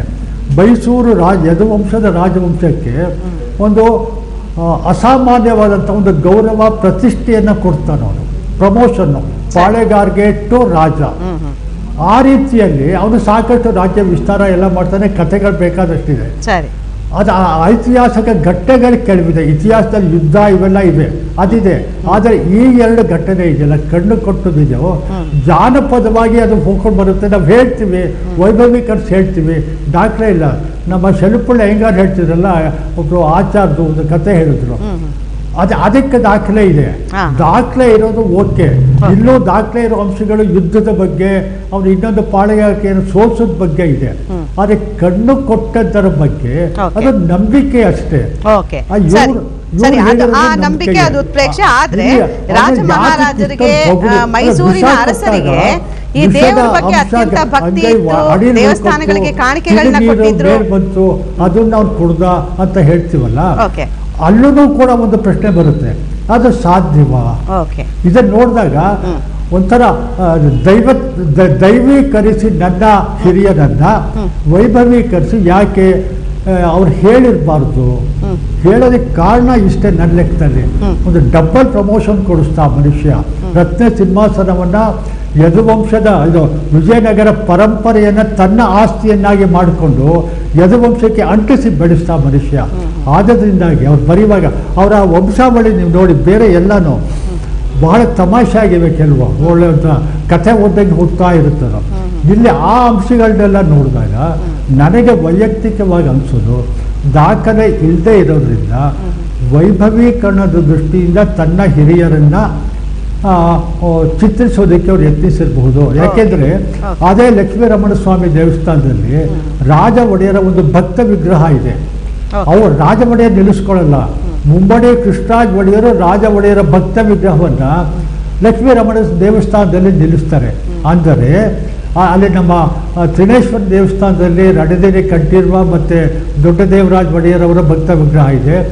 ಚಾಮುಂಡಿ ಬೆಟ್ಟದಲ್ಲಿ ಮತ್ತೆ ಮೇಲ್ಕೋಟೆನಲ್ಲಿ ಮುಮ್ಮಡಿ ಕೃಷ್ಣರಾಜ ಒಡೆಯರದೇ ಭಕ್ತ ವಿಗ್ರಹ ಇದೆ. ಅವ್ರ ಪತ್ನಿಯ ಜೊತೆ ಇದ್ದಾರೆ, ಅವರೇ ನಿಲ್ಲಿಸ್ಕೊಂಡಿದ್ದು. ರಾಜ ಒಡೆಯರದು ಯಾತ್ರಿಕೆಯಲ್ಲಿ ಮೂರ್ತೀಕರಿಸಿ ನಿಲ್ಲಿಸಿದ್ರು ಅಂದ್ರೆ ಅವ್ರ ಬಗ್ಗೆ ಅಪಾರವಾದ ಅಭಿಮಾನ ಇತ್ತು. ನಮ್ಮ ರಾಜವಂಶಕ್ಕೆ ಉನ್ನತ ಮಟ್ಟಕ್ಕೆ ಕರ್ಕೊಂಡು ಹೋದವನು ಅವನು ಅನ್ನುವಂಥ ಭಾವನೆ ಇತ್ತಲ್ಲ, ಅವಾಗ ಒಂದು ಸಣ್ಣ ಪುಟ್ಟ ಉತ್ಪ್ರೇಕ್ಷೆಗಳು ಹೋಗ್ತವೆ, ಹೇಳ್ಕೊಂಡು ಹೋಗ್ತೀವಿ. ಏನಂದ್ರೆ ಈ ರಾಜ ಒಡೆಯರವರ ಶಕ್ತಿ ಸಾಮರ್ಥ್ಯಗಳ ಜೊತೆಗೆ ದೈವಿ ಪ್ರೇರಣೆ ಅನ್ನೋದು ಕೂಡ ಇತ್ತು ಅನ್ನೋದನ್ನ ಬಿಂಬಿಸಿದಾರ ಅವರ ಅದು ನಿಜ ಇದ್ರೂ ಇರಬಹುದು, ಅದು ನಂಬಿಕೆಯ ಆಧಾರದ ಮೇಲೆ ಹೋಗುತ್ತೆ. ಓಕೆ. ನಂಬಿಕೆ ಇಲ್ಲ ಅಂದರೆ ವೈಜ್ಞಾನಿಕವಾಗಿ ನೋಡಿದಾಗ, ಐತಿಹಾಸಿಕ ದಾಖಲೆ ಇಟ್ಕೊಂಡು ನೋಡಿದಾಗ ಇದು ವೈಭವೀಕರಣ ಅಂತ ನನಗನ್ಸುತ್ತೆ. ಸರಿ ಸರಿ ಸರಿ, ಮತ್ತಷ್ಟು ಚರ್ಚೆ ಮಾಡ್ತೀನಿ ನಾನು ಒಂದು ಚಿಕ್ಕ ಬ್ರೇಕ್ ಆದ್ಮೇಲೆ.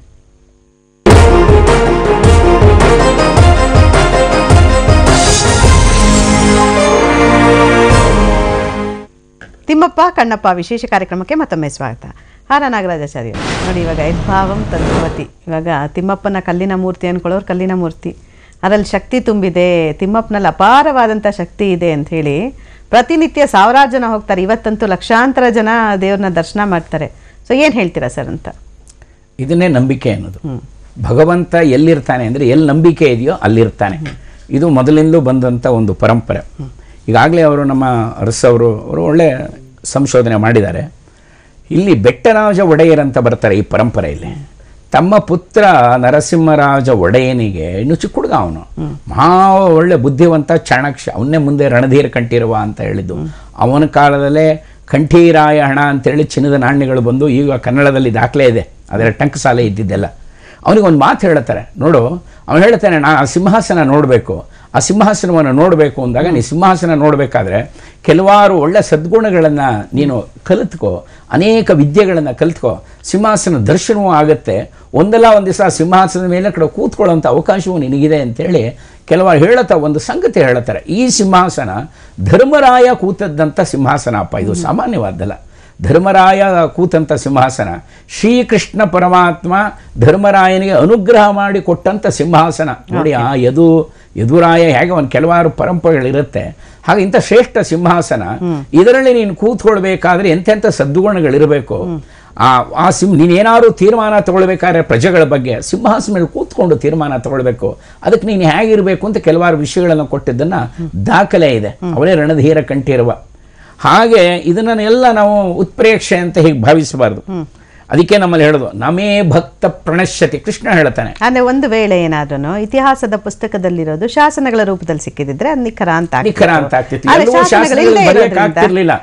ಮತ್ತೆ ಕೆಲವಾರು ಘಟನೆಗಳನ್ನ ಸಾಮಾನ್ಯ ಇಂಥ ಘಟನೆಗಳು ಯಾರು ಭಗವಂತನ ದರ್ಶನ ಮಾಡ್ತಿದ್ರು, ಭಗವತ್ ಪ್ರಸಾದ ಆಗ್ತಿತ್ತು, ಅವ್ರು ಯಾರ ಕೆಲವು ಹೇಳ್ಕೋತಾ ಇರಲಿಲ್ಲ. ಹಿಂದೆ ಒಂದು ಪದ್ಧತಿ ಇತ್ತು, ಅದನ್ನ ಯಾರು ಉತ್ಪ್ರೇಕ್ಷೆ ನಂಬ್ತಾನೂ ಇರಲಿಲ್ಲ. ನನಗೆ ಭಗವಂತ ಕಂಡ ಅಂದ್ರೆ ಯಾರು ನಂಬ್ತಾ ಇರಲಿಲ್ಲ. ಸುಮ್ಮನೆ ಇದ್ಬಿಡೋರು ಅಪ್ರಾಣಗರು ಉಪಾಸನೆ ಮಾಡಿಕೊಂಡು ಈ ತರ ಬೇಕಾದಷ್ಟು ಕಥೆಗಳು ತಿರುಮಲದಲ್ಲೇ ಬೇಕಾದಷ್ಟು ನಡೆದಿದೆ. ಎಷ್ಟೋ ಜನ ಅದನ್ನ ದಾಖಲೆ ಮಾಡಿದ್ದಾರೆ. Okay sir. ಡಾಕ್ಟರ್ ಶಲಪಿಳ ಅಯ್ಯಂಗಾರ್ ಅವರೇ, ನೋಡಿ ಸರ್, ಈಗ ತಿಮ್ಮಪ್ಪನಿಗೂ ಮತ್ತು ಮಹಾರಾಜರ ನಂಟು, ಆಮೇಲೆ ಅಲ್ಲಿ ಅವರು ಮಾಡಿದಂಥ ಸೇವಾ ಕೈಂಕರ್ಯಗಳಿಂದಾನೆ ಬಹುಶಃ ಏನಂದರೆ ರಾಷ್ಟ್ರಪತಿ ಮತ್ತು ಪ್ರಧಾನಮಂತ್ರಿಗಳ ನಂತರ ಒಂದು ರೀತಿ ಬ್ರೇಕ್ ದರ್ಶನ ಮಹಾರಾಜರ ವಂಶಸ್ಥರಿಗೆ ಯಾರೇ ಹೋದರೂ ಕೂಡ ಸಿಗುತ್ತೆ ಅನ್ನುವಂಥದ್ದು. ಸೊ ಈ ರೀತಿ ರಿವಾಜ್ಗಳು ಬಂದಿದ್ದೇ ಅವರಿಗೆ, ಅಂದರೆ ಮಹಾರಾಜರಿಗೆ ತಿಮ್ಮಪ್ಪನ ಬಗ್ಗೆ ಇರುವಂಥ ಭಕ್ತಿಯ ಸಲುವಾಗ ಅಥವಾ ಅವ್ರು ಕೊಟ್ಟಿರುವಂಥ ಅಪಾರ ಕೊಡುಗೆಗಳ ಸಲುವಾಗಿ, ಹೇಗೆ ಅಂತ ಸರ್? ಮೊದಲನೇದಾಗಿ ಭಕ್ತಿ ಇದ್ರೇನೆ ದೇವಸ್ಥಾನಕ್ಕೆ ಹೋಗೋದು. ಎಷ್ಟೋ ರಾಜರುಗಳು ಯಾವುದೋ ದೇವಸ್ಥಾನಗಳಿಗೆ ಹೋಗ್ತಾ ಇರಲಿಲ್ಲ. ಈಗ ನಮ್ಮ ಪರಂಪರೆಗಳಲ್ಲೂ ಕೂಡ ಕೆಲವೊಮ್ಮೆ ಭಕ್ತಿ ಇಲ್ಲದ ರಾಜರುಗಳು ಇದ್ದಿದ್ದಾರೆ. ಆದರೆ ಅತ್ಯಂತ ಪರಮಭಕ್ತಿಯಿಂದ ಮೈಸೂರು ಅರಸರುಗಳು ಆ ವೆಂಕಟೇಶ್ವರನ ಮೇಲೆ ಇರುವಂತಹ ಆಭರಣಗಳು, 1 ಮಣ ಆಭರಣ ಅಂತ ಕರೀತಾರೆ, ಕೆಲವರು 12 ಮಣ ಆಭರಣ ಅಂತಾರೆ, ನಮಗೆ ದಾಖಲೆಗಳಿಲ್ಲ. ಅದಲ್ದೇನೆ ಎಲ್ಲ ರಾಜರುಗಳು ಕೂಡ ದೇವರ ಮುಂದೆ ಇಟ್ಟಿರುವಂತಹ ಚಿನ್ನದ ಬೆಳ್ಳಿಯ ಪಾತ್ರೆಗಳನ್ನು ಕೊಟ್ಟಿದ್ದಾರೆ, ದೀಪಗಳನ್ನು ಕೊಟ್ಟಿದ್ದಾರೆ, ದೀಪಾರಾಧನೆಗೆ ದಾಖಲೆಗಳಿದೆ, ಅವನ್ನ ಕೊಟ್ಟಿದ್ದಾರೆ, ಮತ್ತು ಅಲ್ಲಿ ಅನ್ನಛತ್ರಗಳು ಇತ್ಯಾದಿಗಳನ್ನು ನಡೆಸೋದಕ್ಕೆ ದಾನಗಳನ್ನು ಕೊಟ್ಟಿದ್ದಾರೆ. ಈ ಎಲ್ಲಾ ದಾನಗಳು ಮತ್ತು ಅವರನ್ನ ಪೋಷಕರು ಅಂತ ಕರಿತೀವಿ ನಾವು, ಪ್ಯಾಟ್ರೋನ್ಸ್ ಅಂತ. ಪ್ಯಾಟ್ರೋನ್ಸ್ ಅಂದ್ರೆ ಏನು? ಆ ದೇವಸ್ಥಾನವನ್ನ ರಕ್ಷಣೆ ಮಾಡಿ ಕಾಪಾಡಿದವರು. ಸೊ ಮೈಸೂರು ಅರಸರೂ ಕೂಡ ವಿಜಯನಗರ ಕಾಲದ ನಂತರ ಆ ದೇವಾಲಯಕ್ಕೆ ನೀಡಿರುವಂತಹ ಕೊಡುಗೆ ಪ್ರತಿಯೊಂದು ರಾಜರು, ಕೇವಲ ರಾಜ ಒಡೆಯರ್ ಮಾತ್ರ ಅಲ್ಲ, ರಾಜ ಒಡೆಯರ್ ನಂತರ ಬಂದಂತಹ ರಣಧೀರ ಕಂಠೀರವ, ಅದರ ನಂತರ ಬಂದಂತಹ ಚಿಕ್ಕದೇವರಾಜ ಒಡೆಯರ್ರವರು, ಮುಮ್ಮಡಿ ಕೃಷ್ಣರಾಜ ಒಡೆಯರ್ರವರು, ಇವರೆಲ್ಲ ಕೊಟ್ಟಿರುವಂತಹ ದಾನಗಳ ಆಧಾರದ ಮೇಲೆ ಮತ್ತು ರಾಜತ್ವದ ಆಧಾರದ ಮೇಲೆ ಆ ದೇವಾಲಯದ ಪೋಷಕ ಅಂತ ಹೇಳಿ ಇವತ್ತಿಗೂ ಕೂಡ ರಾಜ ಮರ್ಯಾದೆಯನ್ನು ನೀಡಲಾಗುತ್ತೆ. ಈ ತಿರುಪತಿ ವೆಂಕಟರಮಣ ಸ್ವಾಮಿ ದೇವಾಲಯದಲ್ಲಿ 5 ಮಹಾಸ್ವಾಮಿಗಳಿಗೆ ಮಾತ್ರ, ಅಂದ್ರೆ 5 ಸಿಂಹಾಸನಗಳಿಗೆ ಮಾತ್ರ, ಅಂದ್ರೆ ಧರ್ಮಪೀಠಗಳಿಗೆ ಮೊದಲನೇ ಮರ್ಯಾದೆಯನ್ನು ಕೊಡಲಾಗುತ್ತೆ, ಫಸ್ಟ್ ಗ್ರೇಟ್ ಹಾನರ್ ಅಂತ. ಅದರಲ್ಲಿ ಮೈಸೂರು ಪರಕಾಲ ಮಠದ ಸ್ವಾಮಿಗಳು, ರಾಜಗುರುಗಳು, ಅದೇ ರೀತಿ ಶೃಂಗೇರಿ ಮಠದ ಸ್ವಾಮಿಗಳು, ಹಾಗೆಯೇ ಸೋಸಲೆ, ಕರ್ನಾಟಕದ ಸೋಸಲೆ ವ್ಯಾಸರಾಜ ಸ್ವಾಮಿಗಳಿಗೆ ಅಲ್ಲಿ ಮೊದಲನೇ ಮರ್ಯಾದೆ ಇದೆ. ಸರಿ. ಅದೇ ರೀತಿ ವಾನಮಾಮಲೈ ಸ್ವಾಮಿಗಳು ಅಂತ ತಮಿಳುನಾಡಿನ ತೋತಾದ್ರಿ ಅಂತ ಕರೀತಾರೆ ಅಲ್ಲಿಯವರು, Okay. ಮತ್ತು ಅಹೋಬಿಲಂ ಸ್ವಾಮಿಗಳು ಅಂತ ಇವರು 5 ಜನಕ್ಕೆ ಮಾತ್ರ ಅಲ್ಲಿ ಗ್ರೇಟ್ ಮೊದಲ ಮರ್ಯಾದೆ ಇತ್ತು. ಇದು ದಾಖಲೆಗಳಲ್ಲಿ ಕಂಡು ಬರುತ್ತೆ. ಅದು ಬಿಟ್ರೆ ದಾಖಲೆ ಅನ್ನೋದಿರೋದು ಮೈಸೂರು ಮಹಾರಾಜರಿಗೆ ಮಾತ್ರ. Okay. ಈಗ ನಮ್ಮಲ್ಲಿ ಅನೇಕ ಪ್ರಧಾನಮಂತ್ರಿಗಳು, ರಾಷ್ಟ್ರಪತಿಗಳು ಮತ್ತು ಈ ಪ್ರಜಾಪ್ರಭುತ್ವದ ನಂತರ ಅನೇಕರು ಸೇರ್ಪಡೆಯಾಗಿದ್ದಾರೆ. ಆದರೆ ಅತಿ ಪ್ರಾಚೀನ ದಾಖಲೆಗಳಲ್ಲಿ ನಮಗೆ ಕಂಡುಬರುವಂತಹ 5 ಅತ್ಯಂತ ಪ್ರಮುಖ ರಾಜಮರ್ಯಾದೆಯನ್ನು ತೆಗೆದುಕೊಳ್ತಾ ಇದ್ದಂತಹ ಕುಟುಂಬಗಳು ಅಥವಾ ಮಠಗಳು ಅಂದರೆ ಇವರು ಮಾತ್ರ. ಇವತ್ತಿಗೂ ಕೂಡ ಮೈಸೂರು ಮಹಾರಾಜರು ಹೋದರೆ ಅಲ್ಲಿ ಏನು ಗಾಳಿಗೋಪುರದ ಹತ್ರ ಬಂದು ದೇವಾಲಯದಿಂದ ಶ್ರೀಶಟಗೋಪ, ದೇವರ ಶ್ರೀವತ್ಸ ಮತ್ತು ಆ ಪ್ರಸಾದಗಳು, ಗಂಧ, ತುಳಸಿ, ತೀರ್ಥ ಎಲ್ಲವನ್ನೂ ತೆಗೆದುಕೊಂಡು ಬಂದು ಮರ್ಯಾದೆಯಲ್ಲಿ ಛತ್ರಿ, ವಾದ್ಯ, ಆ ಅರ್ಚಕರ ಘೋಷದೊಂದಿಗೆ ರಾಜನನ್ನ ಕರ್ಕೊಂಡೋಗಿ ಅಲ್ಲಿ ದರ್ಶನ ಮಾಡಿಸ್ತಾರೆ. ಇದು ಈ ರಾಜಮನೆತನಕ್ಕೂ ಮತ್ತು ಆ ತಿರುಪತಿ ತಿಮ್ಮಪ್ಪನಿಗೂ ಇರುವಂತಹ ಒಂದು ಸಂಬಂಧದ ದ್ಯೋತಕವಾಗಿ ಇವತ್ತಿಗೂ ಇದೆ. ಆದ್ರೆ ರಾಜಮನೆತನದವರು ಎಷ್ಟು ಬಳಸ್ಕೊಳ್ತಾ ಇದ್ದಾರೆ ಅನ್ನೋದು ಅದು ಅವರಿಗೆ ಬಿಟ್ಟಿದ್ದು. ಓಕೆ ಓಕೆ, ಸರಿ ಸರ್, ಫೈನ್ ಸರ್. ಅಂದರೆ ಈ ಒಂದು ನಂಟಿನಿಂದಾನೇ ತಿಮ್ಮಪ್ಪನ ಸನ್ನಿಧಾನದಲ್ಲಿ ಈಗಲೂ ಕೂಡ ಏನಂತಂದರೆ ಇವರಿಗೆ ರಾಜಮರ್ಯಾದೆ ಸಿಗುತ್ತೆ ಅನ್ನುವಂಥದ್ದು. ನಂಜರಾಜ್ ಅರಸೋರೆ, ತಾವು ಹೇಳಿ ಸರ್. ನೋಡಿ ಸರ್, ಹೇಳ್ತಾ ಇದ್ರಿ ನೀವು ಅದಕ್ಕೆ ಶಾಸನಗಳು ಅಂತ ಸಿಕ್ಕಿದಾಗ ಖಂಡಿತ ಅದನ್ನ ಒಪ್ಕೊಳ್ಬೋದು. ಅದಕ್ಕೆ ಕೆಲವೊಂದು ಉತ್ಪ್ರೇಕ್ಷೆಗಳಿದೆ, ಅದ್ರ ಬಗ್ಗೆ ಹೇಳಲೇಬೇಕಾಗತ್ತೆ ಇತಿಹಾಸಕಾರರಾಗಿ ನಾನು ಅನ್ನೋಂಥ ಮಾತನ್ನು ಹೇಳ್ತಾ ಇದ್ರಿ. ಇನ್ನು ನೋಡಿ ಸರ್, ಈಗ ಈ ಕೆಲವೊಂದು ರಾಜ ಮಹಾರಾಜರು ಏನೇ ಶೌರ್ಯ ಸಾಹಸ ಇಂಥದ್ದಿದ್ರೂ ಕೂಡ ಅವ್ರಿಗೆ ಒಂದು ದೈವಿ ಪ್ರೇರಣೆ ಅಥವಾ ದೈವ ಅನ್ನುವಂಥದ್ದು ಅವರ ಮೇಲೆ ಶ್ರೀರಕ್ಷೆಯಾಗಿ ಸದಾ ಇರ್ತಿತ್ತು ಅನ್ನುವಂಥದ್ದು. ಸೊ ಈ ನಿಟ್ಟಿನಲ್ಲಿ ಯೋಚನೆ ಮಾಡೋದಾದರೆ, ರಾಜ ಒಡೆಯರ್ ಅವ್ರ ಬಗ್ಗೆ ಹೇಳಬೇಕು ಅನ್ನೋದಾದರೆ, ಈ ತಿಮ್ಮಪ್ಪನ ಜೊತೆಗೆ ಮೇಲುಕೋಟೆ ಆಮೇಲೆ ಬೇರೆ ಬೇರೆ ದೇವಸ್ಥಾನಗಳ ಬಗ್ಗೆ ಯಾವ ಥರ ಉಲ್ಲೇಖಗಳು ಸಿಗುತ್ತೆ ಅಂದರೆ ಅವ್ರು ಕೊಟ್ಟಿರುವಂಥ ಕೊಡುಗೆಗಳು, ಅವ್ರ ಬಗ್ಗೆ ಸಾಕಷ್ಟು ಅವ್ರ ಹಿರಿಮೆ ಗರಿಮೆಗಳನ್ನು ಹೆಚ್ಚಿಸುವಂಥ ವಿಷಯಗಳು ಏನೇನು ಕೇಳಿಬರುತ್ತೆ ಸರ್ ಅಂತ? ತಿರುಪತಿ ತಿಮ್ಮಪ್ಪನ ಬಿಟ್ಟು ಹಳೆ ಮೈಸೂರು ಪ್ರಾಂತ್ಯದಲ್ಲಿ ಇರುವಂಥ ಎಲ್ಲ ದೇವರುಗಳಿಗೂ ಮೈಸೂರು ಯದುವಂಶದ ಅರಸರು ನಡ್ಕೊಂಡಿದ್ದಾರೆ. ನಂಜನಗೂಡು ಶ್ರೀಕಂಠೇಶ್ವರಂಗೂ ಕೊಟ್ಟಿದ್ದಾರೆ, ಶ್ರೀರಂಗಪಟ್ಟಣದ ರಂಗನಾಥ ಸ್ವಾಮಿಗೂ ಕೊಟ್ಟಿದ್ದಾರೆ. ಯದುರಾಯನ ಕಾಲದಿಂದಲೇ ಮೇಲುಕೋಟೆಗೂ ಕೂಡ ತಮ್ಮನ್ನು ಅರ್ಪಿಸ್ಕೊಂಡಿದ್ದಾರೆ. ಶೃಂಗೇರಿಗೂ ಅಷ್ಟೇ, ಪರ್ಕಾಳ್ ಮಠಕ್ಕೂ ಅಷ್ಟೇ. ತಿರುಪತಿಯ ಸಂಬಂಧ ನಾನು ಕಂಡಂತೆ ನನ್ನ ಸೀಮಿತ ಜ್ಞಾನದ ಪರಿಧಿಯಲ್ಲಿ ಹೇಳೋದಾದರೆ ರಾಜ ಒಡೆಯರಿಂದ ಪ್ರಾರಂಭ ಆಗುತ್ತೆ. ರಾಜ ಒಡೆಯರಿಗೂ ಯಾತಕ್ಕೆ ವಿಶೇಷವಾಗಿ ಹೇಳ್ತೀನಿ ಅಂದರೆ, ಅದುವರೆಗೆ ನಾನು ಆಗಲೇ ಹೇಳಿದೆ, ಮೈಸೂರು ರಾಜರೆಲ್ಲ ಪಾಳೆಗಾರರು. ರಾಜ ಒಡೆಯರ ಕಾಲದಲ್ಲಿ ಶ್ರೀರಂಗಪಟ್ಟಣದ ಒಂದು ಮಂಡಲವಾಗಿದ್ದಂಥ ಶ್ರೀರಂಗಪಟ್ಟಣ ಮಂಡಲ, ಇದು ವಿಜಯನಗರದ ಮಂಡಲ, ಅದು ನಮಗೆ ಸೇರುತ್ತೆ. ಅದರ ಜೊತೆಗೆ ವಿಜಯನಗರಕ್ಕೆ ಮಹಾಭಾರತದಿಂದ ಇಟ್ಕೊಂಡು ಬಂದಂಥ ಪರಂಪರೆ ಇರುವಂಥ ಸಿಂಹಾಸನ ಬರುತ್ತೆ. ಅದರ ಆಕಾರ ಸ್ವರೂಪ ಏನಾರು ಇರಲಿ, ಆ ಪಾರಂಪರಿಕ ಸಿಂಹಾಸನ ಮೈಸೂರು ಯದುವಂಶದ ಅರಸರಿಗೆ ಸಿಗೋದು ರಾಜ ಒಡೆಯರ ಕಾಲದಲ್ಲಿ. ಶ್ರೀರಂಗರಾಯ ಅಂತ ಯಾವನು ಮಂಡಲಾಧೀಶ ಇದ್ದ, ವಿಜಯನಗರದ ಮಂಡಲಾಧೀಶ, ಅವನ ನಂತರ. ಆದ್ದರಿಂದಾಗಿ ರಾಜ ಒಡೆಯರಿಗೆ ತಿರುಪತಿಯ ಸಂಬಂಧ ಬರುವುದು, ವಿಜಯನಗರ ಸಾಮ್ರಾಜ್ಯಕ್ಕೆ ತಿರುಪತಿ ಪ್ರಮುಖ ದೇವರು. ಅದು ಆ ತೆಲುಗು ಅನ್ನೋದನ್ನ ನಾವು ಮರೆಯೋಕ್ಕಾಗೋದಿಲ್ಲ. ಅವ್ರಿಗೆ ತಿರುಪತಿ ತಿಮ್ಮಪ್ಪನೇ ಸರ್ವಸ್ವ ಅವ್ರಿಗೆ, ಆಯ್ತಾ. ಆ ಹಿನ್ನೆಲೆಯಲ್ಲಿ ಸಿಂಹಾಸನವು ಬಂದ ಕಾರಣದಿಂದಾಗಿ ವಿಜಯನಗರದ ಸಾಮ್ರಾಟರಿಗೆ ನಾವು ಸಾಮಂತರಾಗಿದ್ದ ಅನುಭವನೂ ನಮ್ಗಿತ್ತಲ್ಲ. ಈ ಎಲ್ಲ ದೃಷ್ಟಿಯಿಂದ ತಿರುಪತಿ ತಿಮ್ಮಪ್ಪನಿಗೂ ನಾವು ನಡ್ಕೊಳ್ಳೋದಕ್ಕೆ ಶುರುವಾಗ್ತೀವಿ. ರಾಜ ಒಡೆಯರ ಕಾಲದಿಂದಲೇ ಹೊರತು ಅದಕ್ಕೆ ಮುನ್ನ 8 ರಾಜರ ಪಾಳೆಗಾರಗಳು ಏನಿದ್ರು, ರಾಜರು ಅಂತ ಹೇಳ್ಕೊಂಡು ಬರ್ಕೋತೀವಿ. ಯದುರಾಯನಿಂದ 8 ಜನವರೆಗೆ ತಿರುಪತಿ ತಿಮ್ಮಪ್ಪನಿಗೆ ಏನು ಕೊಟ್ಟದ್ದು ನಡ್ಕೊಂಡೋದಕ್ಕೆ ದಾಖಲೆ ಇಲ್ಲ. ಮೊದಲ ದಾಖಲೆ ಸಿಗೋದು ನಮಗೆ ರಾಜ ಒಡೆಯರಿಂದಾಗಿ. ಈ ಹಿನ್ನೆಲೆಯಲ್ಲಿ ನೋಡಿದಾಗ ತಿರುಪತಿ ತಿಮ್ಮಪ್ಪನ ಭಕ್ತರಾಗ್ತಾರೆ, ಅದಕ್ಕೆ ಆ ಪಾರಂಪರಿಕ ಹಿನ್ನೆಲೆ ಇದೆ. ನನ್ನ ಬಾಸ್ ಇದೆ, ಅವನಿಂದ ವಿಜಯನಗರದ ಸಮ್ರಾಟ, ನಾನು ಅವನಿಗೆ ಅಧೀನ ರಾಜ. ಅವನು ಯಾರಿಗೆ ನಮಸ್ಕಾರ ಮಾಡ್ತಾರೆ, ನಾನು ಅವ್ರಿಗೆ ನಮಸ್ಕಾರ ಮಾಡಬೇಕು. ಅವ್ರು ಪೂಜೆ ಮಾಡಿದವ್ರಿಗೂ ನಾನು ಪೂಜೆ ಮಾಡಬೇಕು. ಮತ್ತೆ ಆ ದೇವರು ಕೂಡ ನನ್ನ ದೇವರು, ಆ ದೇವರು ಬೇರೆ ಅಲ್ಲ. Okay. ಆ ಸಂಪರ್ಕ ಅವಾಗ ಬರುತ್ತಲ್ಲ, ರಾಜ ಒಡೆಯರ್ ಕಾಲದಿಂದಾಗಿ Okay. ಅವತ್ತಿಂದ ಅದು ಬಂದಿದೆ. ಈ ಮಧ್ಯದಲ್ಲಿ ನಾವು ಹೇಳ್ಕೊಂಡು ಹೋಗ್ತೀವಿ, ತಿರುಪತಿ ತಿಮ್ಮಪ್ಪನ ಕೃಪೆ ನಮ್ಮೇಲಿತ್ತು, ಅದಕ್ಕೇನೆ ಶ್ರೀರಂಗರಾಯ ಸತ್ತ ಅಥವಾ ಇನ್ನೇನೋ ಸೋತ, ಅವನ ಸಿಂಹಾಸನ ನಮಗ್ ಬಂತು, ಹೀಗೆ ಹೇಳ್ಕೊಳ್ಳೋದಿದೆಯಲ್ಲ, ಈ ಕಥೆಗಳಿಗೆ ಆಧಾರವಿಲ್ಲ. ಇದು ನಾವೇ ಕಥೆಯನ್ನು ಬೆಳೆಸ್ಕೊಡ್ತೀವಿ, ರೆಕ್ಕೆ ಪುಕ್ಕ ಕಟ್ಟಿ ನಮ್ಮ ಸುತ್ತ ನಾವೇ ಖುಷಿ ಬಂದಾಗೆ ಹಾರಾಡಕ್ಕೆ ಶುರು ಆಗ್ತೀವಿ. ಆದರೆ ಐತಿಹಾಸಿಕವಾಗಿ ನೋಡಿದ್ರು ತಿರುಪತಿ ತಿಮ್ಮಪ್ಪನ ಸಂಬಂಧ ಮೈಸೂರು ಯದುವಂಶದ ರಾಜರಿಗೆ ರಾಜ ಒಡೆಯರ್ ಕಾಲದಿಂದ ಬರುತ್ತೆ. ಅನಂತರ ಮುಮ್ಮಡಿ ಕೃಷ್ಣರಾಜ ಒಡೆಯರು 10ನೇ ಚಾಮರಾಜೇಶ್ವರಿ ಜಾಸ್ತಿ ಆಗುತ್ತೆ. ಅಲ್ಲಿಗೆ ನಾವು ಸಾಕಷ್ಟು ದಾನಗಳನ್ನು ಕೊಡ್ತೀವಿ. ಇದು ನಾವು ಚಿಕ್ಕದೇವರಾಜ ಒಡೆಯರು ಕೊಟ್ಟಿದ್ದಾರೆ, ರಂಜಿರಾನು ಒಂಚೂರು ಕೊಟ್ಟಿದ್ದಾನೆ. ಆದರೆ ಕಣ್ಣಿಗೆ ಕಾಣುವಂತೆ ಉಳಿಯುವಂತ ಕೊಡುಗೆಗಳನ್ನು ಕೊಟ್ಟು ಅಲ್ಲೂ ನಮ್ಮ ಹೆಸರಿನಲ್ಲಿ ಒಂದಿನ ಪೂಜೆ ಆಗ್ಬೇಕು ಅಂತ ಆದದ್ದು ಅನಂತರದ ರಾಜರುಗಳ. ಸರಿ ಸರಿ ಸರ್, ಸರಿ ಸರ್, ಸರಿ ಸರ್. ಒಟ್ಟು ರಾಜ ಒಡೆಯರ್ ಕಾಲದಿಂದ ತಿರುಪತಿ ತಿಮ್ಮಪ್ಪನ ಭಕ್ತಿ ಎನ್ನುವಂಥದ್ದು ಆರಂಭ ಆಯಿತು. ಅಂದಿನಿಂದ ಉತ್ತುಂಗಕ್ಕೇರ್ತಾ ಹೋಯಿತು ಅವರ ಸಾಮ್ರಾಜ್ಯ ಆಗಿರ್ಬೋದು, ಅಥವಾ ರಾಜರ ಸಾಹಸ ಶೌರ್ಯ ಅನ್ಬೇಕು, ಅಥವಾ ಅದರ ಜೊತೆಗೆ ತಿಮ್ಮಪ್ಪನ ದಯೆಯಿಂದ ಅವರ ಸಾಮ್ರಾಜ್ಯ ಅನ್ನುವಂಥದ್ದು ಒಂದು ಉತ್ತುಂಗ ಸ್ಥಿತಿಗೆ ಹೋಯಿತು ಅನ್ನೋದನ್ನು ಒಪ್ಕೊಳ್ಬೇಕಾದಂಥ ವಿಚಾರ. ಹಾಲ ನಾಗರಾಜಾಚಾರ್ಯ, ಕೊನೆಯದಾಗಿ ಏನು ಹೇಳ್ತೀರಾ ಸರ್ ಈ ವಿಷಯದ ಬಗ್ಗೆ ಅಂತ? ಈಗ ಯಾರ್ಯಾರು ಯಾವ್ಯಾವಾಗ ನಡ್ಕೊಂಡ್ರು ಏನೇನು ಕೊಟ್ಟರು ಅನ್ನೋದು ತಿಮ್ಮಪ್ಪನ ಮುಖ್ಯ ಅಲ್ಲ. ಅವನಿಗೆ ನಾವೇನು ಕೊಡ್ತೀವಿ ಅವನೇ ಶ್ರೀರಮಣ.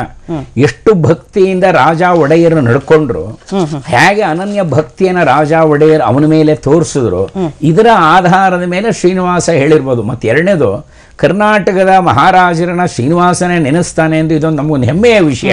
ಇದನ್ನ ನಾವು ಹೆಚ್ಚು ತರಕ ಮಾಡೋಕ್ಕಿಂತ ಒಂದು ಹೆಮ್ಮೆಗೆ ಸ್ವೀಕಾರ ಮಾಡೋಣ. ಇದೇಂತ ಇದೊಂದು ಒಳ್ಳೆ ಗರಿ ಸಿಕ್ಕದಾಗಲ್ವೇ? ಮತ್ತೆ ಎರಡನೇದು, 14-15ನೇ ಶತಮಾನದಲ್ಲೇನೆ ಸ್ವತಃ ಚಂದ್ರಗಿರಿ ರಾಜ ಕರ್ನಾಟಕದ ಕೆಲವು ಆಡಳಿತ ಇತ್ತು. ಮತ್ತೆ ನಮಗೆಲ್ಲ ಗೊತ್ತಿದೆ, ವ್ಯಾಸರಾಜರಾಗಿ ಪುರಂದರದಾಸರು ಕನಕದಾಸರು ಎಲ್ಲ ಶ್ರೀನಿವಾಸನಿಗೆ ಬೇಕಾದಷ್ಟು ನಡ್ಕೊಂಡಿದ್ದಾರೆ, ಬೇಕಾದಷ್ಟು ಜನ ನಡ್ಕೊಂಡಿದ್ದಾರೆ. ರಾಜವಂಶದಲ್ಲಿ ಆಮೇಲೆ ಈ ದಾಖಲೆ ಇದ್ದಿರಬಹುದು. ಆಗ್ಲೇ ನಮ್ಮ ಅರಸವರು ಬಹಳ ಸುಂದರವಾಗಿ ಶಾಪದ ವಿಷಯ ಹೇಳಿದ್ರು. ಶ್ರೀನಿವಾಸ ಇವನು ಕಣ್ಣು ಕೊಡಿಸೋ ಬದಲಿಗೆ ರಾಜ ಪರಂಪರೆಯ ಶಾಪನೇ ಯಾಕೆ ಬೇಡ ಅನ್ಬಿಡ್ಬೋದಾಗಿತ್ತಲ್ಲ ಅಂತ. ಇದಲ್ಲ, ಭಗವಂತ ಯಾವಾಗಲೂ ಕೂಡ ಯಾರ ಶಾಪವನ್ನ, ದೇವತೆಗಳಲ್ಲಿ ಒಂದು ನಿಯಮ ಇತ್ತು. ಯಾವುದೇ ವ್ಯಕ್ತಿ ಸಾಧನೆ ಮಾಡದಂತ ವ್ಯಕ್ತಿ, ಪುಣ್ಯವನ್ನು ಗಳಿಸಿದಂತ ವ್ಯಕ್ತಿ, ತಾಪಸ್ಸಿ ಆಗ್ಲಿ ಶಾಪವನ್ನು ಕೊಟ್ಟರೆ ದೇವತೆಗಳು ಕೂಡ ಅದನ್ನು ಮಾನ್ಯ ಮಾಡ್ತಾ ಇದ್ರು. ಶಾಪಕ್ಕೆ ಭಗವಂತ ಎಂದು ಅಡ್ಡಿ ಬರೋಲ್ಲ. ಯಾಕೆ? ಅದು ಶಾಪ. ಅದು ಶಾಪ ಏನಾಯ್ತು ಅದ್ರ ಬಗ್ಗೆ ನಮ್ಗೆ ಇಲ್ಲಿ ವರ್ಣನೆ ಬೇಡ, ಅದು ರಾಜಮನೆತನಕ್ಕೆ ಇದ್ದದ್ದೇ. ಇದ್ರ ಬದಲಿಗೆ ಶಾಪನೇ ಬದಲಾಯಿಸ್ಬೋದಲ್ಲಾಗಿತ್ತಲ್ಲ, ಹೀಗೆ ಅನ್ಕೊಳ್ಳೋ ಹಾಗಿಲ್ಲ. ಏನೋ ಆ ಕಣ್ಣಪ್ಪನಿಗೂ ಕಣ್ ಬರುವಂತ ಅವಕಾಶ ಇತ್ತು, ಅವನ ಪ್ರಾರಬ್ಧಗಳು ಕಡಿಮೆ ಆಗಿತ್ತು, ಅವನಿಗೂ ಕಂಡು ಬರುವಂತ ಅವಕಾಶ ಇತ್ತು. ರಾಜನ ಕೀರ್ತಿಯನ್ನು ಬೆಳಗಿಸೋಣ ಅಂತ ಭಗವಂತನ ಇಚ್ಛೆ ಇರ್ಬೋದು. ಅದೇ ರೀತಿ ರಾಜ ಒಡೆಯರು ನೋಡ್ಕೊಂಡಿರಬಹುದು. ಆಗ್ಲೇ ಅವರೇ ಹೇಳಿದಾಗೆ ರಾಜ ಒಡೆಯರ ಬಗ್ಗೆ ಬೇಕಾದಷ್ಟು ಅಭಿಮಾನದಿಂದ ಎಲ್ಲ ಉಲ್ಲೇಖ ಮಾಡಿದ್ದಾರೆ ಅಂತ ಭಕ್ತಿಯನ್ನು ಅವರು ತೋರಿಸಿರ್ಬೋದು. ಯಾರು ತನ್ನ ಅಂತರಂಗ ಭಕ್ತರಿಗೆ ಶ್ರೀನಿವಾಸ ಇಂಥ ಕೊಡುಗೆಯನ್ನು ಕೊಡ್ತಾನೆ, ಕೀರ್ತಿಯನ್ನು ಕೊಡ್ತಾನೆ, ಸ್ವತಃ ಅರ್ಜುನನ್ ಇಟ್ಕೊಂಡು ಯುದ್ಧ ಮಾಡಿಸ್ತಾ ತಾನೇ ಮಾಡಬಹುದಾಗಿತ್ತು ಅಲ್ವೇ? ಆಂಜನೇಯನ ಕಳಿಸೋ ಬದಲಿಗೆ ತಾನೇ ಸೀತೆನ ಇಲ್ಲಿ ಒಂದು ಬಾಣ ಬಿಟ್ಟು ರಾವಣನ ಸಂಹಾರ ಮಾಡಬಹುದಾಗಿ. ಹಾಗೆ ತನ್ನ ಭಕ್ತರಿಗೆ ಅವಕಾಶವನ್ನು ಭಗವಂತ ಸದಾಕಾಲ ಕೊಡ್ತಾನೆ. ಇದು ನಿತ್ಯ ನಿರಂತರ. ಭಕ್ತರ ಕೀರ್ತಿಯನ್ನ ಭಗವಂತನೇ ಬೆಳಗುತ್ತಾನೆ. ಯದ್ಭಾವಂ ತದ್ಭವತಿ ಹೇಳಿದಾಗೆ ಅದು ಈ ಭಗವಂತನ ವೈಶಿಷ್ಟ್ಯ. ಕರ್ನಾಟಕದವರು ನಿಜವಾಗ್ಲೂ ಹೆಮ್ಮೆ ಪಡಬೇಕು. ನೋಡಿ, ವೈಕುಂಠ ಏಕಾದಶಿ ಶ್ರೀನಿವಾಸ ತನ್ನ ಭಕ್ತನಾದಂತ ರಾಜ ಒಡೆಯರ್ ನೆನೆಸ್ತಾನೆ. ನಮ್ಮ ಒಡೆಯರ್ ನೆನೆಸ್ತು ಅಂದ್ರೆ ನಮ್ಮನ್ನೆಲ್ಲ ನೆನೆಸ್ತಾ ಭಗವಂತ ಅಂತ ಹೇಳಿ ನಾವು ಈ ತರ ಭಾವಿಸಿಕೊಂಡು ಪ್ರತ್ಯಕ್ಷ ದೇವತಾ ಅವನು ರಾಜ ಒಡೆಯರವರು ನೆನೆಸೋ ಮುಖಾಂತರ ದೇವನೂ ನೆನೆಸಿದೀವಿ. ಸರಿ ಸರಿ. ಪ್ರೊಫೆಸರ್ ಸರ್, ಡಾಕ್ಟರ್ ಶಲಪಿಳ ಅಯ್ಯಂಗಾರ್ ಅವರೇ, ತಾವೇನ್ ಹೇಳ್ತೀರಾ ಸರ್ ಸಂಕ್ಷಿಪ್ತವಾಗಿ ಕೊನೆಯದಾಗಿ? ಇವತ್ತು ಅತ್ಯಂತ ಪವಿತ್ರವಾದಂತಹ ವೈಕುಂಠ ಏಕಾದಶಿಯ ದಿನ ಆ ಪರಮಾತ್ಮನಾದಂತಹ ವೆಂಕಟೇಶ್ವರನ ಅನುಗ್ರಹಗಳ ಲೀಲೆಗಳನ್ನ ಕೇಳದಂಗಾಯ್ತು. ಎಲ್ಲರಿಗೂ ಕರ್ನಾಟಕ ಒಂದು ದೊಡ್ಡ ಸಾಮ್ರಾಜ್ಯ. ಇದು ಆ ವೆಂಕಟೇಶ್ವರನ ಇವತ್ತು ಅಲ್ಲಿ ವೈಭವದಿಂದ ನಡೀತಾ ಇದೆ. ಆದರೆ ವೈಭವಕ್ಕೆ ನಮ್ಮ ಕರ್ನಾಟಕದ ರಾಜರುಗಳು, ಸ್ಪೆಷಲಿ ವಿಜಯನಗರದ ಅರಸರು ಮತ್ತು ಕರ್ನಾಟಕದ ಮೈಸೂರು ಸಂಸ್ಥಾನದವರು, ಇವರೆಲ್ಲರೂ ಕಾರಣರಾಗಿದ್ದಾರೆ. ನಮ್ಮ ಹರಿದಾಸರು, ನಮ್ಮ ರಾಮಾನುಜರು, ನಮ್ಮಿಂದ ಹೋದಂತಹ ಅನಂತಾಚಾರ್ಯ, ಕರ್ನಾಟಕದ ಸಂಬಂಧ ಆ ವೆಂಕಟೇಶ್ವರನಿಗಿದೆ. ಅದರಿಂದ ವೆಂಕಟೇಶ್ವರ ಕರ್ನಾಟಕದವನು ಅಂತ ಹೇಳ್ಕೊಳ್ಳೋದಕ್ಕೆ ನಮ್ಗೆ ಹೆಮ್ಮೆ ಆಗ್ಬೇಕು ಅಂತ ಹೇಳ್ತಾ ಎಲ್ಲರಿಗೂ ಆ ಪರಮಾತ್ಮ ಒಳ್ಳೇದ್ ಮಾಡ್ಲಿ ಅಂತ ಅಷ್ಟೇ ನಾನು ಪ್ರಾರ್ಥನೆಯನ್ನು ಮಾಡ್ತೀನಿ. ಓಕೆ, ಪ್ರೊಫೆಸರ್ ನಂಜರಾಜ್ ಅರಸ್ ಅವರೇ, ತಾವೇನ್ ಹೇಳ್ತೀರಾ ಸಂಕ್ಷಿಪ್ತವಾಗಿ ಸರ್? ಕೊನೆದಾಗಿ ಏನ್ ಹೇಳ್ತೀರಾ ಸರ್? ಒಂದೇ ಲೈನ್. ಯಾರಿಂದ ನಮಗೆ ಒಳ್ಳೆಯದಾಗುತ್ತೆ ಅವ್ರಿಗೆ ನಾವು ಶರಣು ಅಂತ ಹೇಳ್ತೀವಿ. ಸರಿ ಸರ್, ಕೊನೆ ಮಾತು ಹೇಳ್ತೀನಿ. ಸರಿ ಸರ್. ಶೃಂಗೇರಿ ಮಠದಲ್ಲೂ ಕೂಡ ಇವತ್ತು ಟಿಪ್ಪು ಸುಲ್ತಾನನ ಹೆಸರಿನಲ್ಲಿ ಒಂದು ಮಂಗಳಾರತಿ ಆಗುತ್ತೆ. ಹೌದು, ಅದು ಸಲಾಂ ಜಾತಿ ನಮಸ್ತೆ ಅಂತ. ಹಾ. ಅಲ್ಲಿಂದ ಒಳ್ಳೇದಾಯ್ತು. ನಂಜುಂಡಗೌಡನ ನಂಜುಂಡೇಶ್ವರಿಗೂ ಕೊಡ್ತಾನೆ. ಆ ರೀತಿಯಲ್ಲಿ ಯಾವ ದೇವರಿಂದ ನಮಗೆ ಒಳ್ಳೆಯದಾಗಿದೆ ಅಂತ ನಾವು ಅನ್ಕೊಳ್ತೀವಿ. ರಾಜತ್ವ ನಮಗೆ ಸಿಕ್ಕುದು ತಿರುಪತಿ ತಿಮ್ಮಪ್ಪನಿಂದ, ಅವ್ರಿಗೊಂದು ನಿಮ್ಗೊಂದು ಸಲಾಂ ಅನ್ಕೊಳ್ಳೋಣ ಅಂತೀವಿ. ಆ ಕಾರಣಕ್ಕೋಸ್ಕರನೇ ಅವರು ಲಕ್ಷ್ಮೀರಮಣ ದೇವಸ್ಥಾನದಲ್ಲಿ ಮುಮ್ಮಡಿ ಕೃಷ್ಣರಾಜ ಒಡೆಯರು ರಾಜ ಒಡೆಯರ ಭಕ್ತ ವಿಗ್ರಹ ಸ್ಥಾಪನೆ ಮಾಡಿದ್ರು. ಯದುವಂಶಕ್ಕೆ ತಿರುವು ಕೊಟ್ಟಂತ ದೊಡ್ಡ ತಿರುವು ಕೊಟ್ಟಂತ ವ್ಯಕ್ತಿ ರಾಜ ಒಡೆಯರು. ಆದ್ರಿಂದ ಸ್ಥಾಪನೆ ಮಾಡಿದ್ರು. ಆ ರೀತಿಯಲ್ಲಿ ಯಾರು ಒಳ್ಳೆಯದು ಮಾಡಿದ್ದಾರೆ ಎಲ್ಲರಿಗೂ ನಮ್ಮ ನಮಸ್ಕಾರಗಳು ಅಂತ ಹೇಳೋದು ಅಷ್ಟೇ. ಸರಿ, ರಾಜ ಒಡೆಯರವ್ರಿಗೂ ಸಲಾಮು, ತಿರುಪತಿ ತಿಮ್ಮಪ್ಪನಿಗೂ ಸಲಾಂ ಅಂತ ಹೇಳೋಣ ಅಂತ. ಸರಿ, ಪ್ರೊಫೆಸರ್ ನಂಜರಾಜ ಅರಸು ಅವರೇ, ಡಾಕ್ಟರ್ ಶಲಪಿ ಅಯ್ಯಂಗಾರ್ ಅವರೇ, ಹರ ನಾಗರಾಜಾಚಾರ್ಯ, ತಮ್ಮೆಲ್ಲರಿಗೂ ನಮಸ್ಕಾರ. ಕಾರ್ಯಕ್ರಮಕ್ಕೆ ಬಂದಿದ್ದಕ್ಕೆ thank you so much sir. ಒಟ್ಟು ಧಾರ್ಮಿಕ ವಿಚಾರಗಳು ಅಂತ ಬಂದಾಗ ನಾವು ದೇವ್ರು ನಂಬ್ತೀವಿ ಅಂದರೆ ಅದು ಇತಿಹಾಸಗಳಲ್ಲಿ ಇದೆಯಾ ಅಥವಾ ಶಾಸನಗಳಲ್ಲಿ ದಾಖಲಾಗಿದೆಯಾ, ಇದನ್ನೆಲ್ಲ ನೋಡಿ ಯಾರು ಕೂಡ ದೇವರನ್ನ ನಂಬುವಂಥದ್ದಲ್ಲ. ಈ ದೇವರನ್ನ ನಂಬೋದು ಬಿಡೋದು ಅನ್ನುವಂಥದ್ದು ನಮ್ಮ ಭಾವನೆಗಳಿಗೆ ಸಂಬಂಧಪಟ್ಟಿದ್ದು. ಯದ್ಭಾವಂ ತದ್ಭವತಿ ಅನ್ನೋ ರೀತಿಯಲ್ಲಿ ಅಂತ ಹೇಳ್ತಾ ವಿಶೇಷ ಕಾರ್ಯಕ್ರಮವನ್ನು ಮುಗಿಸ್ತಾ ಇದ್ದೀನಿ. ನಮಸ್ಕಾರ.